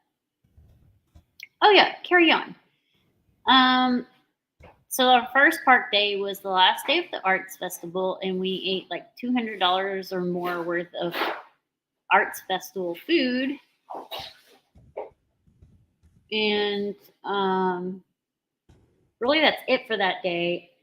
The next day was Magic Kingdom, and we had lunch reservations at Skipper Canteen. We've eaten there multiple times. It's one of our favorite places. And dinner at Ohana, which was good too. And one of our favorite places. We've eaten there multiple times. The next day was Hollywood Studios, and we had reservations for August Cantina and Sci-Fi Dine-In for breakfast. August was breakfast. But I skipped that because I went to go ride Tron. So my sister and her husband went to the Oga's reservations, and I rescheduled Oga's reservations for my next Hollywood Studios day, so I was still able to do it. I didn't care about sci-fi. I've eaten there before. And then I think we park hopped to Epcot that day. So you did have park hoppers. Yeah. We didn't park hop on our first Epcot day and Magic Kingdom day. Those were full days. But we did park hop on our Hollywood Studios and our Animal Kingdom day. And then my Animal Kingdom day, I actually didn't park hop that first Animal Kingdom day. I left Animal Kingdom around 2 o'clock and went over to the expo, got on the virtual queue list, which was only 20 minutes long. So while I was waiting for that, I went and picked up my packet and then went into the expo. Because by the time my packet pickup was done, it was ready for my virtual queue. And then I went back to French Quarter and got in a hot tub. Then I don't think we had dinner reservations that night. I can't remember. But I know I went to bed early because I had to be up at 2 o'clock for the 5K.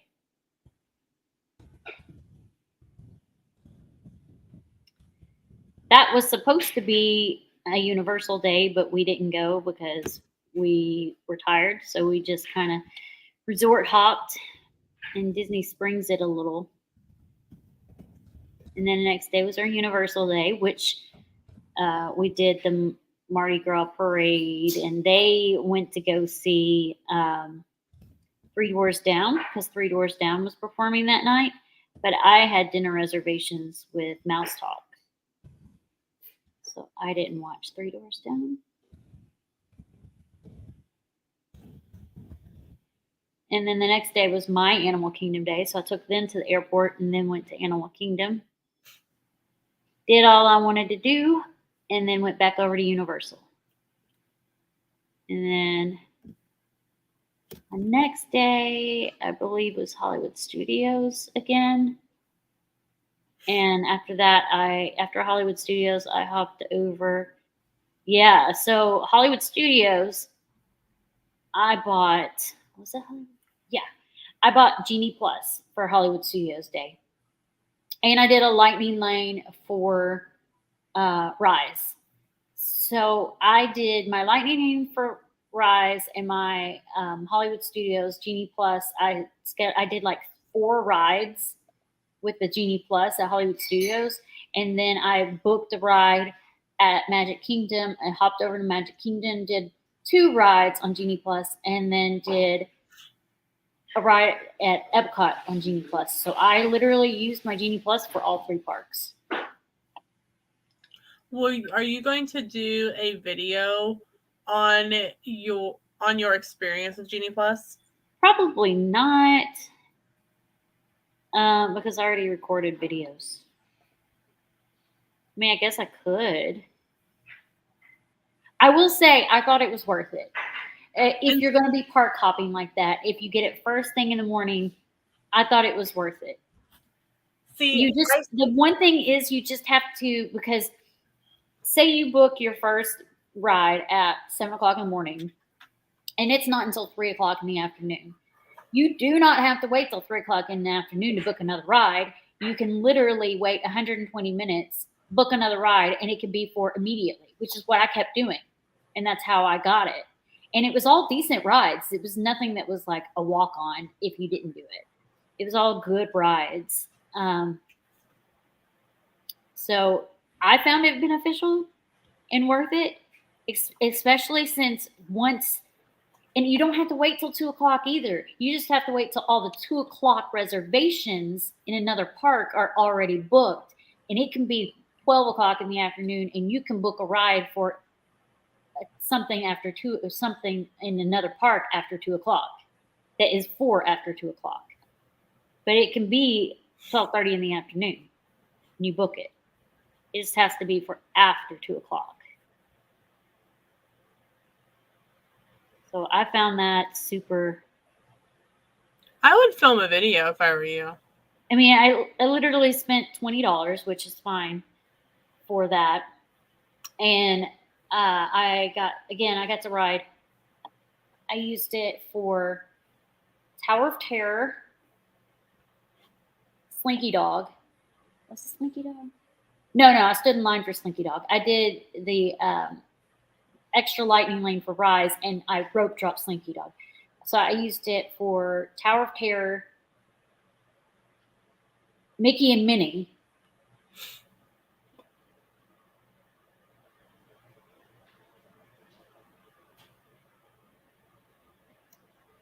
Okay, I just used it for 2 rides in Hollywood Studios because I did schedule the other one in Rise, in the Rise area, but then I changed it to something at Magic Kingdom, and I did Magic Kingdom. I did Haunted Mansion, the Mine Train, and Pirates, all in Magic Kingdom, and then I hopped over to Epcot and used it on Soarin'. So I used it 5, 6 times. I booked 6 rides with it in 3 different parks. I don't think it would be beneficial if you're not going to be park hopping, though, because you can only do 1 ride per, like, you can only do the same ride once that day. You can't do it twice. Right. So if you're not park hopping, I don't think it'd be worth it. But with park hopping, it was totally worth it.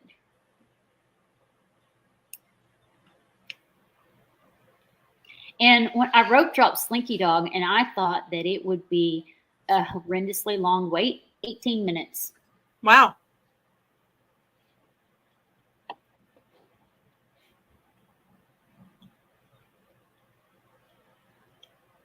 I also rope dropped Remy's on my Epcot day, and it was like a 22-minute wait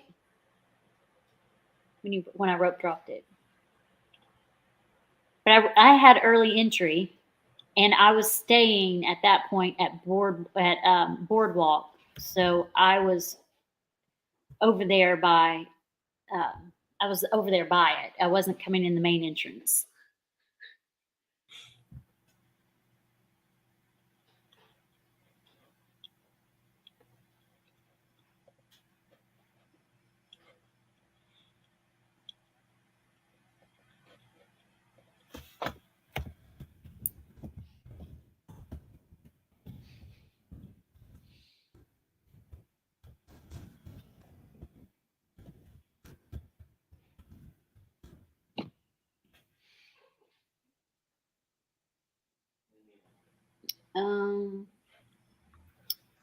Would you do Run Disney again? Yes. I would be smarter about it, though, and somehow make sure I'm not in the last corral. There is really no way to guarantee you're not in any certain corral. It's all really luck of the draw. Sometimes even like people who are registered together aren't even in the same corral. Well, in that case, what I would probably do is, because I did some of the meet and greets at the station, like when you first get there, they had meet and greets like with some of the princesses and stuff, and I got in line for those. So when I got in my corral, I wasn't like right up at the front of the corral. If I had like a later corral, when I got there, I would not do the meet and greets there and go straight to the corral. Because here's the thing, the meet and greets are there after the run too. They cut that off at 8 o'clock also. See, something was different with Princess because we were in line at 8 a.m. for Daisy, and they didn't cut anything off. Yeah, I was in line. I stood in line for 45 minutes, and they came over there and said, we're cutting this off, and anyone that this part of the line right here, their last meet and greet will be 8:30. So everyone past this person right there has to leave. And I had already been in line for 45 minutes. That's strange. Yeah, I was pissed. And that was to do Jasmine. Yeah, something must have been going on. Because that's not how it was at Marathon. But then, like, if you're, it sounds like you started like a full hour after we did. Yeah, 6:30. They did multiple releases for each corral. They didn't just let the whole corral go at one time. They sent each corral out in waves. Hey, Yeah. Geeking Out with Melly Mel, welcome in. Hey. But like, even ours, like I said, we started at 5:30, and it took us an hour and a half. So we were done at 7, and we got through. We used the bathroom afterwards. And we got in line for Daisy, and we were probably in line for Daisy until 8. And then we still got Joffrey's and hung around and did the I Did It photos, and then finally went back to our room and cleaned. We were in our room at we didn't get to our room until like maybe 9:30. They told us that if we weren't on the bus at 8:30, we wouldn't have a bus to get back to our. Okay, something was really random about that, because that's not how Marathon weekend went. Yeah. Something must have been going on. I don't know. I found it very frustrating. I would do it again, but I found it very frustrating.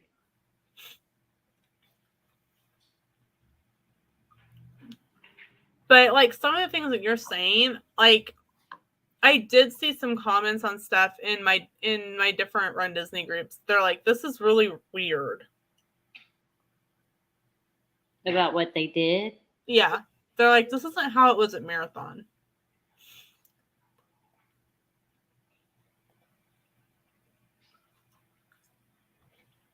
Yeah, I wasn't crazy about how they handled that, because they should have cut the line off and then said, okay, no one else can get in line, but these people can stay. But no, they let us stand in the line for 45 minutes and then told us we couldn't get our picture.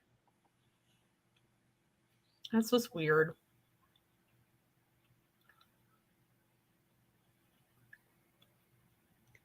I don't blame you for being frustrated on that.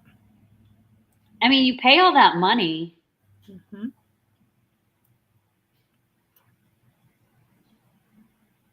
To not even.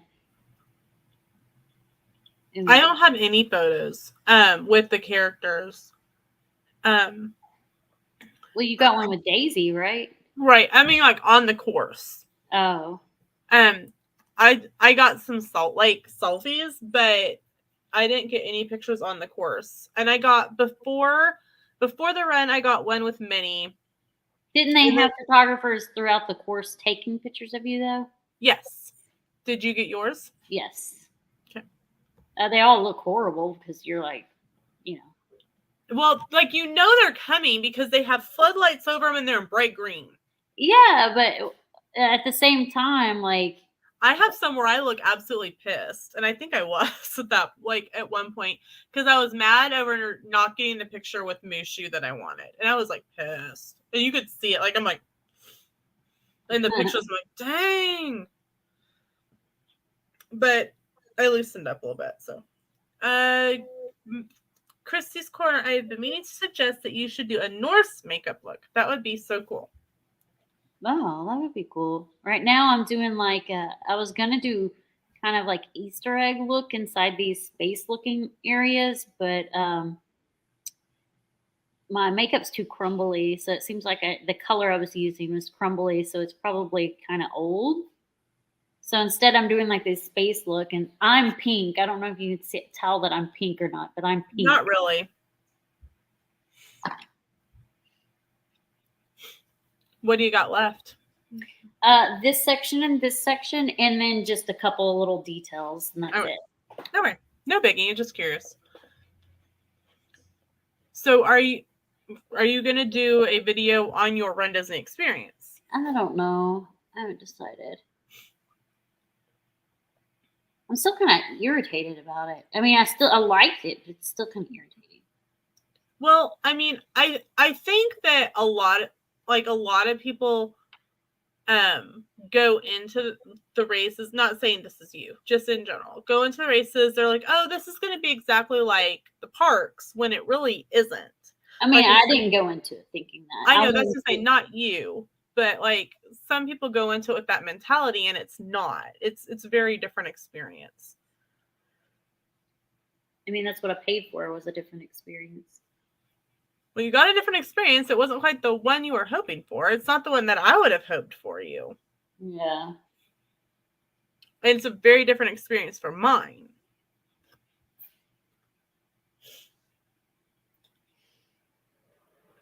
I don't know what was going on. And we didn't, like, I thought we would probably run in front or like by Spaceship Earth, but we didn't. We were mostly backstage the entire time. Mm-hmm. We were barely in the park at all. I think right now the course is modified because of all the construction going on. Maybe. Because even from 2022 to 2023, the route changed. And the route that you had is the same route that I had, because Marathon and Princess 5K is the same route.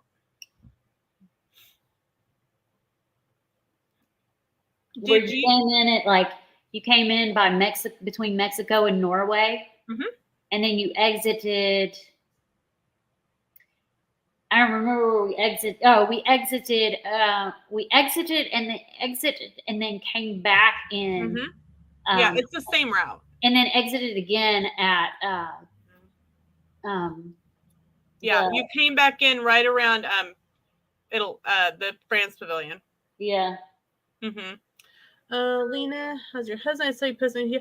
Yeah, so he has a 4mm kidney stone that he is still working on trying to pass.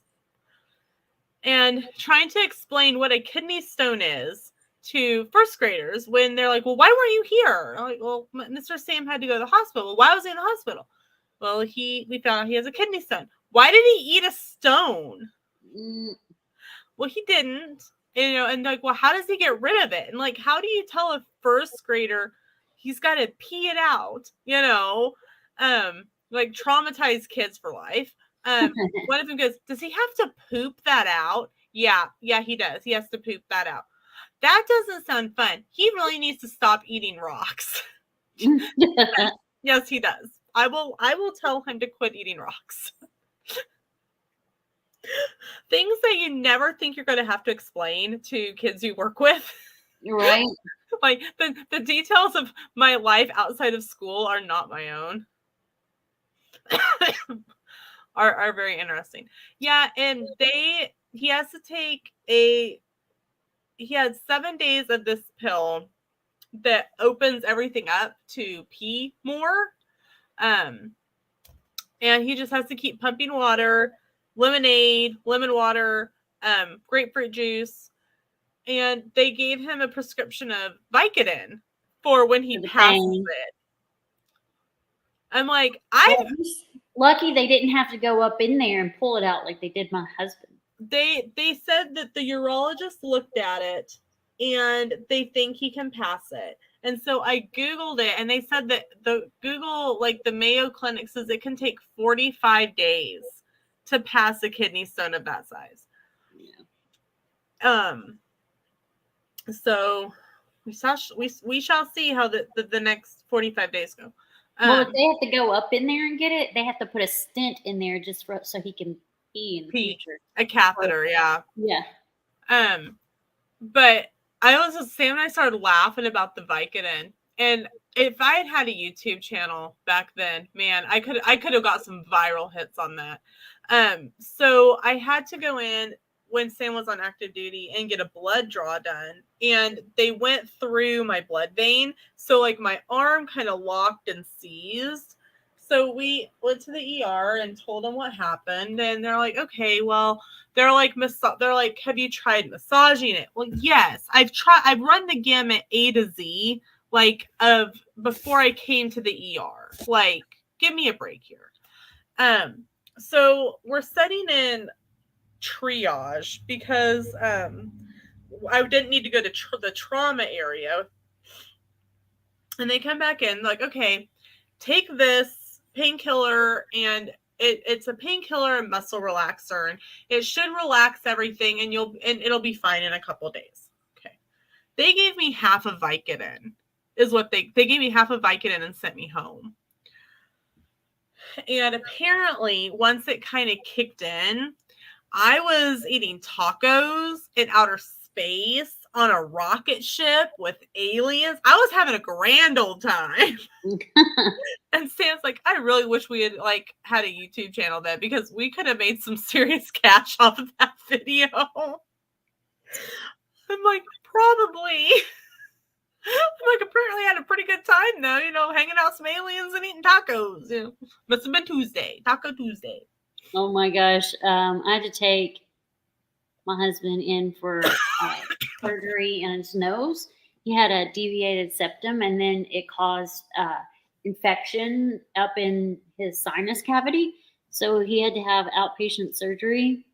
He made me promise not to record him, but oh my gosh, he was hilarious because they had to put him under for it. So when he was coming out, you know, you're not all there. Yeah.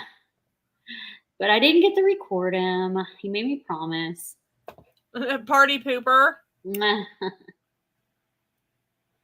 And then when I had to take him to get his vasectomy, he seemed more with it then. I didn't realize he didn't have memory, but he was hungry, so we went to go eat. We ate at Blaze Pizza, and he was like, "Oh, this pizza's good." And that's when I kind of knew he's a little trippy. But he didn't even remember eating there when he finally, like, you know, came to. It was funny. But so yeah, so we're just pushing all the liquids that we can, and sorry, this might be TMI. He has to pee in one of those bottles from the hospital. They sent one home, and then he has to strain it through this like strainer thing that they sent home. Oh, because of the kidney stone. Yeah. So he's passed a couple smaller ones, but we haven't got the big mama yet. I'm like, we need a roller coaster to go knock him around a little bit. Oh my gosh. I don't know if it's just because I'm 40 now, but Rip Ride Rocket used to be my favorite roller coaster. And me and my sister's husband rode it when we were there. And I was like, oh my gosh, my body can't handle this roller coaster anymore. Well, when we were there over Christmas, I always wait for Sam at like right past the lockers is where the exit is, obviously. But they have some benches right there where you can sit and wait on your group. And I always sit there with Sam's glasses. And anyway, he rode it once and I'm like, go ahead. Like, it's a 5-minute wait. Go ride it again. And, he's like, it felt really jerky this time. So I don't think it was just you. Okay.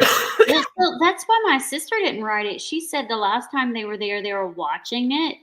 And I noticed too, while we were in line, that the ride itself, like the track, shakes like crazy. Well, I was talking to Sam, and he was saying something about not being able to see it too well to go up the stairs. And the cast member went, "What's going on?" Because they were like right where the bench was right next to the entry and exit for to go backstage for cast members. And I said something about like, oh, well, I hold his glasses so he can't really see well to get where he's going. The team member took him to where he needed to be so that he so he could have a seeing eye person. It was really nice of them. Oh, that is nice. But yeah, last week was just interesting for work. I'm glad that I had all the time off. And like I felt really guilty, like that I had offered to work on Friday and then ended up that I couldn't work because I was in the ER with Sam. And I was texting with a couple of the paras and teacher aides. Like I know they were all like, "Hey, have you heard anything from Lena? Like, what's going on?" You know, that kind of thing. And I'm like, I feel so guilty. And they're like, family comes first. We're covered here. It's not like, yeah, it's not ideal, but you're where you need to be. Stop stressing about it. Yeah. And I told Sam, I said, I don't think I would have been so stressed out about it if like I hadn't been gone 2 days earlier in the week.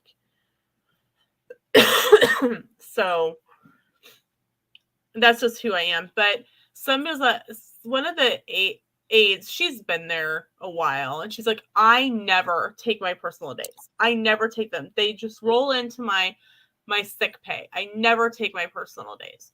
And one of the paras looks at her and goes, well, that's good for you, but I'm assigned 3 personal days before Christmas and 3 personal days after Christmas. And I'm going to use my personal days.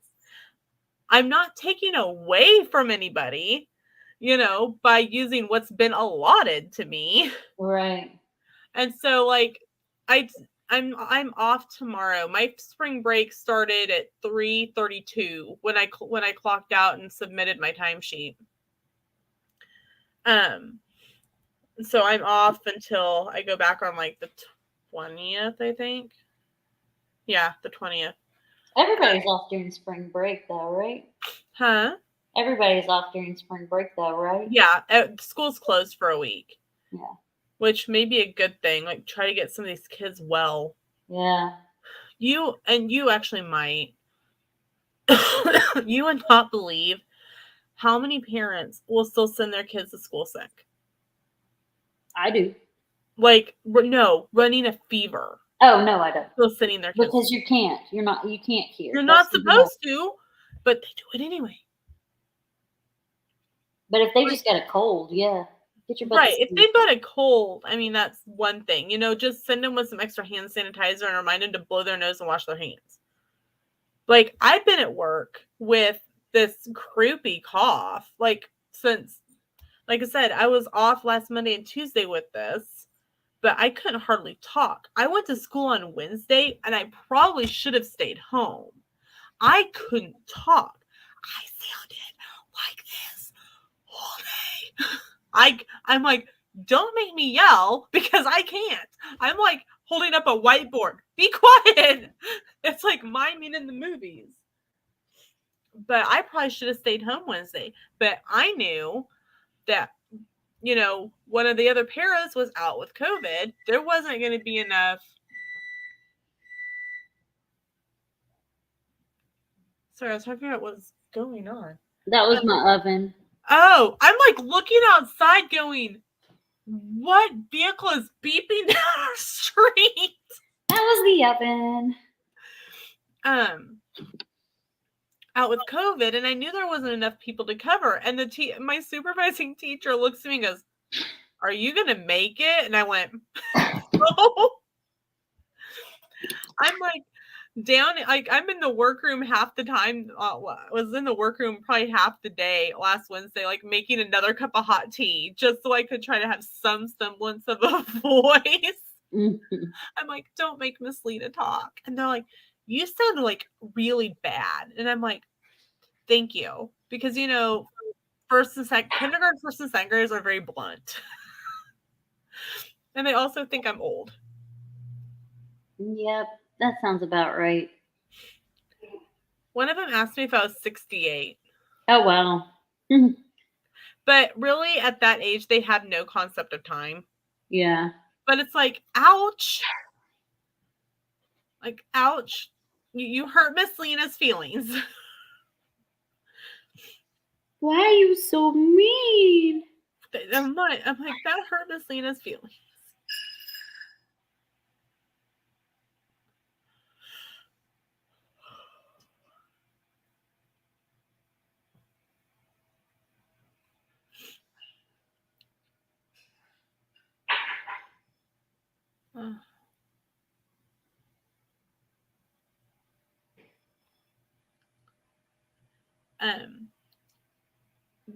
The one thing I wish our school did was I wish we had a dedicated fall break. Like, I know some schools have a fall break in October. We do. First full week of October. Yeah. We don't. Like, we have off for Labor Day. We have the Friday before Halloween off because that's the end of the 9 weeks. So it's like a teacher work day. And then we have 3 days off for Thanksgiving. And then this year we have a week for Christmas. I want, like, even if they do it the last week of October, I'd be thrilled. Because then Miss Lena could go to Halloween Horror Nights. Miss Lena really wants to go to Halloween Horror Nights, but there is no good way to make that work. You have to take it off. We can't take more than 3 consecutive days. Oh. Because we are contracted to the district. We work out of a separate school district. We work for the special education co-op, which covers the whole county, which is why, like, because I live in Hillsborough, technically I should work in the Hillsborough school district. But when I was hired, I stated that I wanted to work in Marion because that's where I've been subbing. I didn't want to work at the Hillsborough school district. So if there comes a point where they're like, hey, we really need a para here. The funny thing is there's 3 of us now that live in Hillsborough and work in Marion. And there's 2 paras that live in Marion and work in Hillsborough. Doesn't make any sense, but you know, it's just how it goes. But at any time they could go, hey, we really need you to work in Hillsborough the next school year. And then at the end of the school year, I can say, hey, I really want to go back to working in Marion. But it's the needs of the students. Yeah.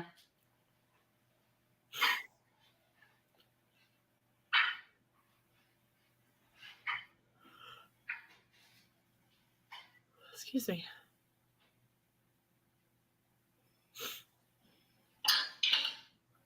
Sam and I decided that we are putting in a garden again this year. I've done that a couple of times. So we bought these like kind of fakey galvanized steel like planter type things that we were going to put everything in. Then I decided that I wanted to add herbs to it. So we found this like little narrow one for herbs.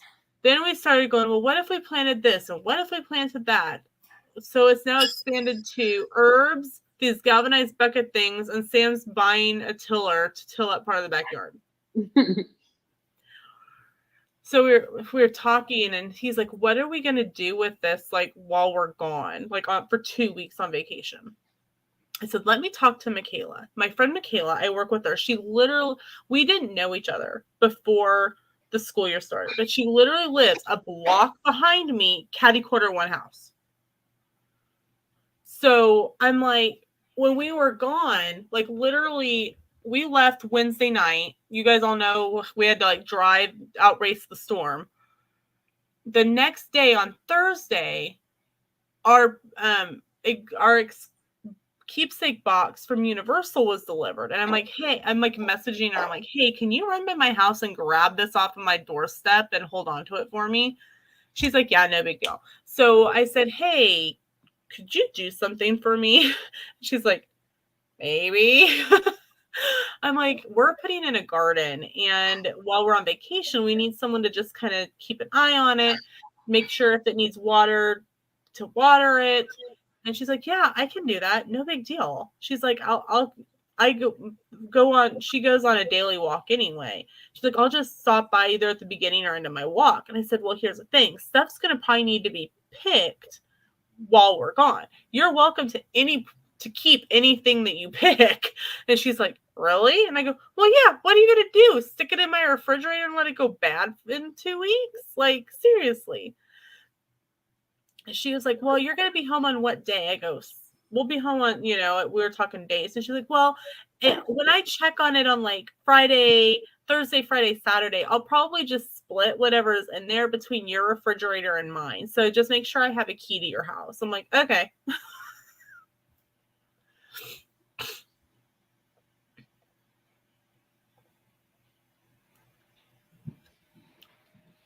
I am still really sad that that was the experience you had for your first Run Disney event. Yeah, kind of sucked. I mean, it was still good, but it's kind of sucked.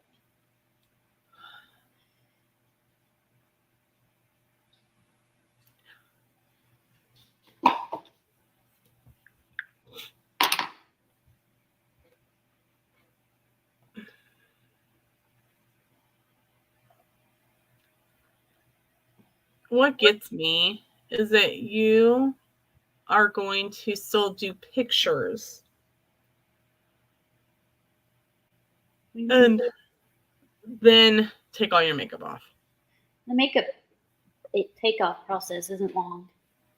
Let's say we've been live for over 2 hours now. The makeup put on process is long.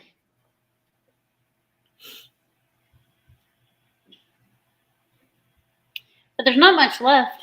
Eyeliner, mascara, lips. So are you still going into the office or are you still working remote? I work remote. Well, I know that you were going in. Yeah, during training for my employees. One of them is back in the office because they've been out for the past couple of months. One's been out since December.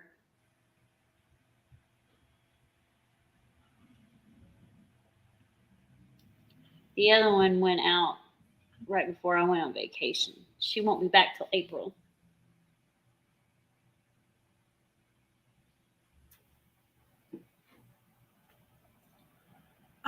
I do have a live stream scheduled tomorrow for 8 if you want to join in for a little while. I probably won't go like more than an hour.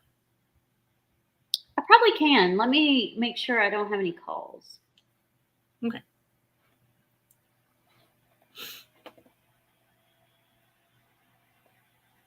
You have coffee corner? I do. I have coffee corner tomorrow. Well, on Monday, I totally like spaced out that I had a coffee corner scheduled at 8. I had been cleaning my kitchen for like all Sunday. Like we bought this like 9-cube organizer and I bought some cubes at Dollar Tree because I will pay $1.25 for a cube. I won't pay like $6, especially since it's in my kitchen. And I'm in the midst of deep cleaning my kitchen. Like you can still see I've still got like I'm finding dishes randomly in places, and so it's like I have a teenager living in my house and it's just us. And so I'm working on getting all that done. And I cooked a pasta bake last night, and I'm like, I'm not doing dishes tonight, and I'm not doing them last night, and I'm not doing them tonight. I will wash them tomorrow. But I sat down at my computer at like 8:30, and I clicked on my channel. I'm like, oh crap! I had a coffee corner scheduled for like half an hour ago. So I did like a real quick half an hour late coffee corner. I felt really bad. Like I was like I was in like a cleaning zone, so. But I have stuff ready for tomorrow. I'm out of yogurt. Bro, chew with your mouth closed. That's what I have to tell first graders and kindergartners. If I can hear him chewing across the room, he's chewing awfully loud. Yeah, I agree with that.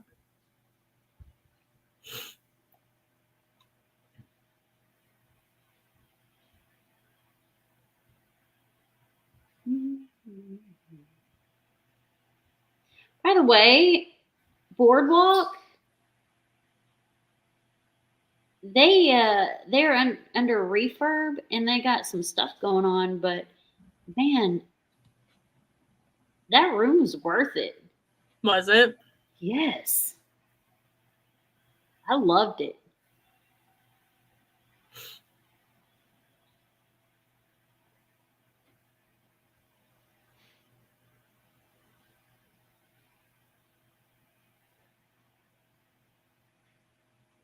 you should have seen my face light up when my husband was like, next time we go, I want to stay at Polynesian. I was like, you serious? You serious, Clark? You're like, I'll take the commission on that. Thank you very much. I'm like, that's a whole lot. I'll save money for it too. But no, it's That talking ain't cheap. Even the standard rooms aren't cheap there. Mm-mm. But no, so when you found, I had put back $100, like I was starting to put back money towards Princess, and then you were like, well, I'm not doing Princess next year, and I'm like, okay, I don't like,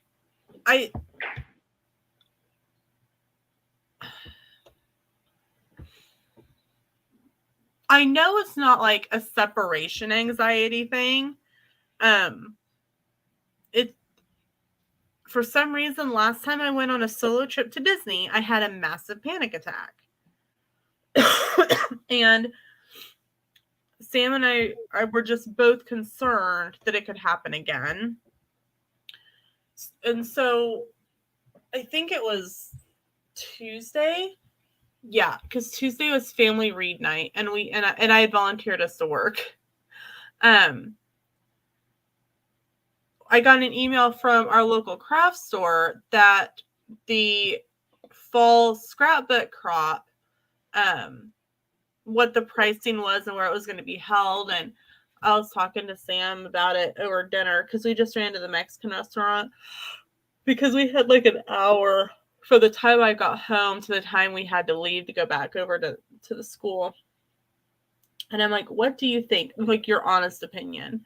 And he's like, well, I think you'd be better off doing the scrapbook crop. You know, for one, it's going to be quite a bit cheaper because literally the next month, like Princess would be in February. And then the following month is March. And we have a cruise booked for spring break. So not only would we be paying on a cruise, paying off the cruise, we'd also be putting money back for flight and hotel and everything else then it goes involved in Princess. He's like, it's going to be considerably cheaper. The 2 nights at the hotel, which is ironically it's the DoubleTree Wichita Airport, which is where we always would stay before we flew. I'm like, this is going to be weird. Checking in here and like not getting up to fly out the next day. The room cost, because they have a room block, and the room block was $105 per night, but with my Hilton rewards number it was $110. But I actually, commission wise, I got like $16 back, so I actually like made more than what I like by $6 than I would have saved. Mm-hmm. Plus it gets me, you know, commission points. And the crop itself is $140. So that's what, say $300 for the room because they put a hold, plus $140 is $450. That's just like maybe 2 nights worth of rooms that, you know, for Princess weekend. So I'm like, okay, that I can do that. So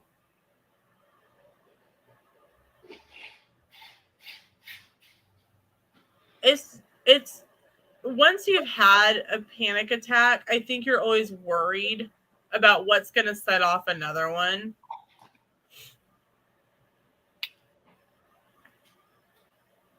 You know what I mean?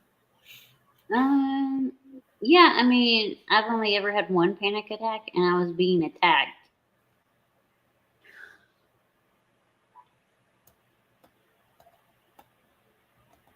I didn't know what was happening to me. Like I thought I was dying. Yeah. Like he was choking me, and I was trying to get away, and my hand went through a nail. Ouch. And, like globs of my hair was on the floor, and I thought I was dying. I couldn't breathe. That's the only time I've ever had a panic attack. I don't know what caused this one, but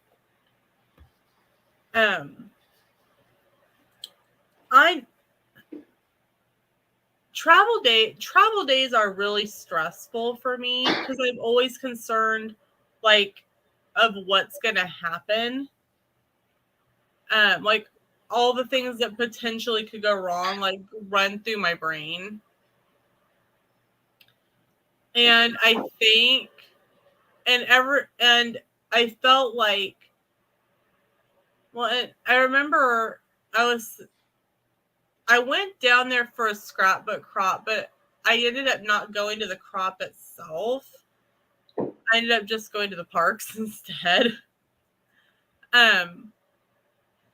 But I remember sitting in my room in the Contemporary because I was in a garden view room. And Sam's like, well, aren't you going to go do something? And I'm like, I am. I'm laying down in my room for a little while.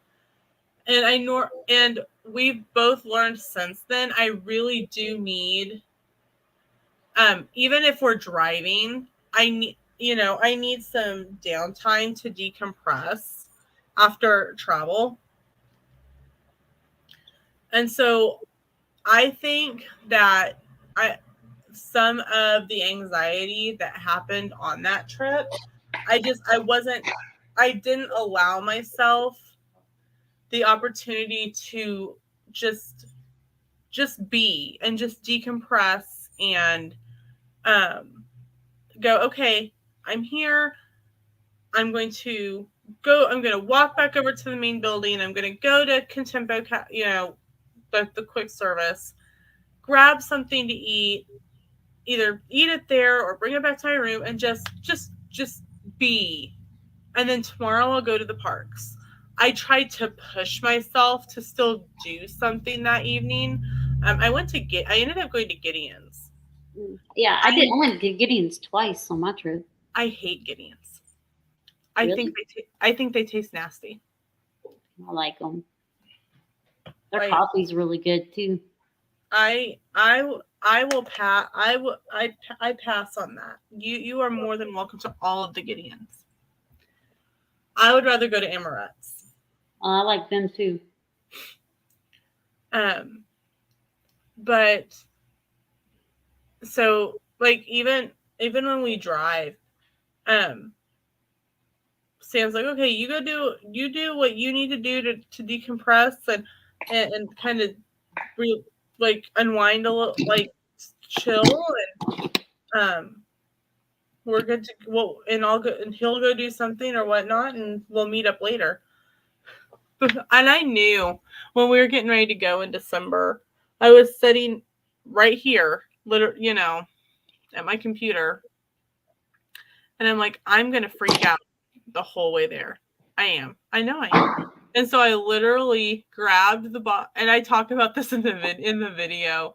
I go, I don't condone this, but I took like a dose of NyQuil about a half an hour before I knew we were going to be getting on the road, so that it would have been like it would start kicking in and knock me out, so that I was asleep in the car.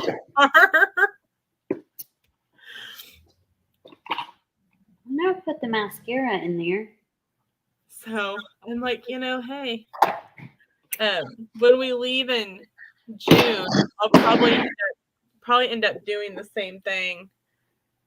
I'll probably take some NyQuil, so because we'll be leaving about the same time. If not, maybe just a little bit later. It just depends on what Sam wants to do. Because Sam's like, I'm just going to drive. I'm just going to get there. I'm like, well, we won't be trying to outrace a storm this time, hopefully. Yeah, because you were supposed to fly, but we were supposed to fly out Thursday. Did you get a refund on that, by the way? We did. Because I know you were working on it last time. Yes. Okay. And I haven't talked about this in a video, actually. So I clicked on I was talking with Sam because Sam was trying to make sure that like I didn't go into a panic attack setting here. And I clicked on cancel flight and it popped up with a thing that said, how would you like your cancellation to be processed? Would you like an e-credit or would you like your situation to be evaluated for a full refund? Please evaluate my situation for a full refund. So I think everything's been taken care of now. So I did that on the 21st. There was an automated response. It said, so Mike, it said, dear, in my full name, case number, this is an automated response. Delta will issue refunds for eligible tickets, typically within 7 days for domestic credit or debit card purchases. Once processed, the refund may take up to 2 billing cycles. Credits will appear in your Delta account and can be also retrieved by your ticket number. Okay, so that was on the 21st. January 2nd, I got an email. And it said, thanks for contacting us. I'm happy to help you with the request. We have processed a full refund on January 2nd as follows.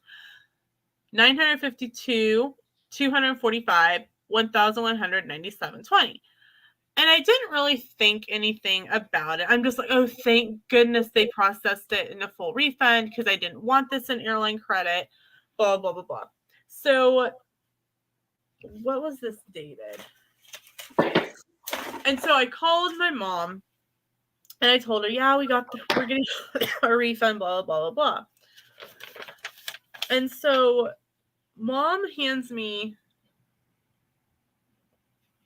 or dad brought it to me at work beginning of February. And he hands me this credit card bill because we had put our flights on mom and dad's credit cards for points. And it says new balance negative $245. And I really didn't think anything about it. I'm like, oh, okay, we owe $245. Credit $245. And a couple days later, mom goes, so did dad talk to you about that credit card? And I'm like, no, what's going on? She's like, well, it's got a credit of $245 on it. And I'm like, we didn't use that card to buy the tickets. That was the card that we used last year for tickets. She goes, I know what's going on. Here's the thing. I had an e-credit from the last flights because of them having to move our flight around in the amount of $245. They credited me for an e-credit that I had. Oh. So that's where this $245 came from. And then the rest of it was credited. So yeah, we got full refund on the tickets, which I was really, really happy about.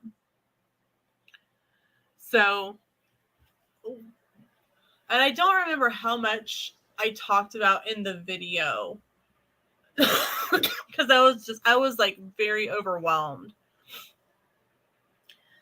Like, we knew that the storm was coming in, but like, I'm like, everyone's like, it's not going to be that huge. It's not going to be that much. Everything's really going to be fine. Okay, no big deal, blah, blah, blah, blah. So periodically through that Wednesday, I've been checking the Delta app and everything's fine. I checked in, whatnot. It is like 11:55. We are 5 minutes away from releasing students from spring for Christmas break. 5 minutes away from getting, and I get an alert from Delta, your flight has been canceled. I looked at the teacher and went, my flight's been canceled. And I start having tears just rolling out of my eyes. So I go to dad. Dad's picking me up. I'm like, Dad, I need to, and I told him our flight's been canceled. And Dad's like, what are you going to do? And I go, I don't know. I need to talk to Sam. So I had Dad go to where Sam worked on the way home. And I said, I'm really sorry. And I hate to bother him at work, but is there any way that I can talk to Sam for a couple minutes? And they came out and got him, and they're like, she's like freaking out here.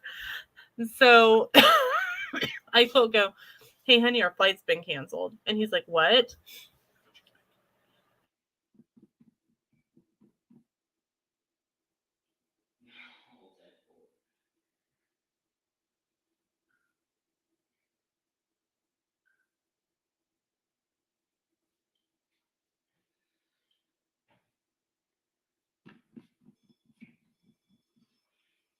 Okay, so Mine's plugged in there. Okay, and mine's over there. Yeah. And mine's in the back room. So. Okay. So I was talking with Sam, and I'm like, well, on the way over here, I checked. There's no flights out on Delta. There's one flight on United that goes to Dallas-Fort Worth tonight, and then it flies into Orlando tomorrow. But it was like $1,500, and Sam's like, there's no guarantee that it's going to fly out tonight. Then we'd have to deal with the whole another set of, cancellations and stuff. And he's like, we're going to drive. And so Sam was due to be off at 3:30. So about 3:25, I started hauling all the luggage and everything outside so that as soon as he pulled into the driveway, he could come in and change clothes, and I could start hauling stuff into the car. So I'm loading everything into the car. Sam's changing. I'm really honestly stunned that we did not forget anything, that we didn't leave the house open, or, because we packed the car, got in the car, and left in the span of 10 minutes. Thankfully, I had been home that morning. I had everything pretty much ready to go. I had all of the chargers packed. I had surge protectors turned off. I had went through my checklist of things that needed to be done before Sam got off work so that we could head to Wichita to go to the airport, to the hotel. And so really all I had to do was take the stuff outside, which I'm very thankful that I had all that done. Otherwise, it would have probably been a mess. More of a mess than it kind of was. But we drove straight. We just kept driving. We didn't end up stopping for dinner until outside of St. Louis. And we ran through a McDonald's at 10:30 at night. And we just kept going. Finally, we stopped. What was it? Tennessee? Going out of Tennessee into Kentucky? No. Going south into Georgia.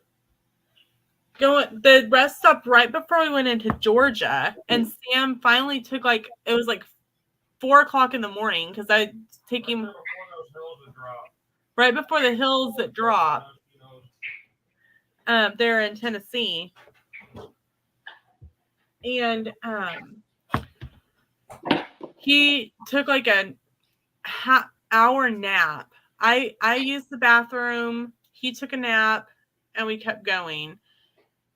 And we were due to get in at 3. Then with stopping, it became 4.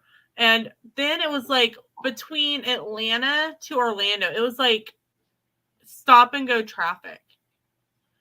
And Sam and I are like, what are you guys like? It's people would stop and look out the window. It's have you never seen a bird before? Would you please drive your car?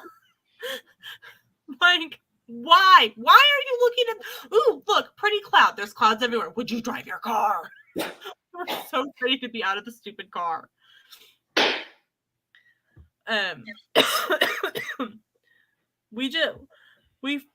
We grabbed something really simple in the food court. We brought stuff in and we went to bed. And then we ended up in an ADA accessible room. So everything was really, really low to the ground. And we're this is just kind of how this is going.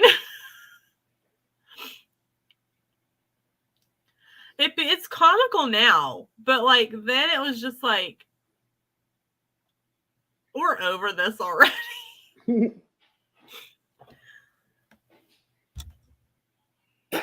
It's you all done. Just about. I'm looking at the last time I did a look like this to see what I did with my lip.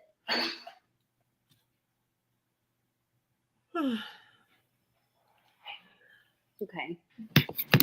But yeah, so and then when we stopped, the kids are like, "Are you bringing us back a present from Disney?" And I'm thinking, No.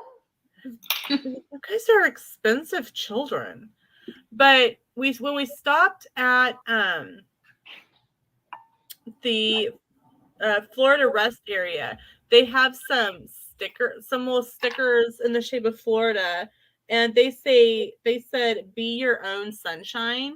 And I'm like, oh my gosh, I love that. And they had some like pirate chest stickers. And I asked her, I said, I work at a school. Can I take like 10 of each of these? She's like, I don't care. Like she really didn't care. So I grabbed 10 of like 3 different stickers, and then I like just collected like little free things during the course of the 2 weeks in like increments of 10. And I bought them all a pencil that said Universal Studios Florida, and I just found them like a week ago. When we were looking in a bag for something else. I'm like, oh, that's where those went. So I find, and they're like, what are these? I go, the rest of your stuff that I bought you from vacation. Oh, but we stopped. They were like $1 a piece, and with my AP discount, I saved $1. So like it was buy 9 get 1 free. And then we stopped at Buc-ee's, and they had this like rock candy on a stick that was like $1 a piece. So I got them that. What else did I put in there? Oh yeah, I got a whole bunch of Disney stickers. Like anytime we went anywhere, I go, hey, can I have some stickers? And I just like, when I was putting their bags together, I just put them in Ziploc bags. I just was like dealing stickers. 1, 2, 3, 4, 5, 6, 7, 8, 9, 10. 1, 2, 3, 4, 5, 6, 7, 8, 9, 10. I think they each ended up with like 5 stickers. And then a couple different character meals that we went to, I got autograph cards for them. So they ended up with like autograph cards and stickers and pencils and other stickers and rock candy, and I spent like $20 total on their gifts. Nice. They're a lot easier to impress than 5th graders because I pretty much did the same thing last year when I went in September and then again over Christmas, and they're like, the 5th graders like, is this all? Like, really? Yes. Like, what? Be appreciative that I brought you anything. I'm your parent. I'm not your parent. Yeah, I'm like, I make no money. Like, I could go to McDonald's and make more money. Which is sad and true. Because I make a little over $11 and starting wage at McDonald's is $15. Wow. But would you want to work at McDonald's? They won't bite me. You don't know that. True story. And they're not gonna, and the people there aren't gonna tell me I'm pretty. You don't know that either. True story. Have you ever worked at a retail restaurant before? I have. I worked, and I guess it's not like, it wasn't like a chain. In high school, I worked at Wagon Wheel, which is it was a little it still is a mom and pop hamburger restaurant. That's where I got that. I'll tell you, those old men, they will hit you up. They'll be like, "Hey, sweetie, you're so beautiful." See, working in a small town where everyone knows everybody, they don't do that because they know it'll get back to the parents and they'll get in trouble. All right, well, I'm done. Took it 3 hours. I know. That's one of your longer looks. It's one of your more simple looks too. I know. Yeah, I don't know why it took me. I think you're just out of practice. Probably. Because normally I'm like, I all know. right. I'm going, what is taking you so long? I know. Well, I'm also pink all over. You can't really tell, but it's pink. It's not flesh tone. No, it looks flesh tone. It's not. It's pink.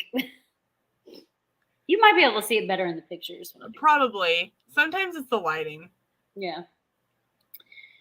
All right. Well, anybody that came in, thank you for watching. Lena, thank you for hanging out for 3 hours. My butt hurts. I need to stand up for a little while. My throat hurts, and I'm out of something to drink. And I'm out of popcorn. It was good to catch up. We shall do it again. Yes, and tomorrow morning, 8 a.m. Central Time. Oh, yeah. Let me look real quick. Okay, look real quick.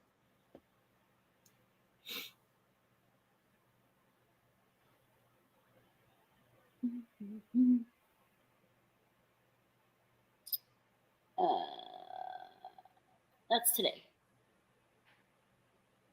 Oh, we're good. We're good. We're good. You're clear? Yep. All right, cool. My over on my channel at 8 a.m. Central Time tomorrow, Coffee Corner will be about an hour, not 3.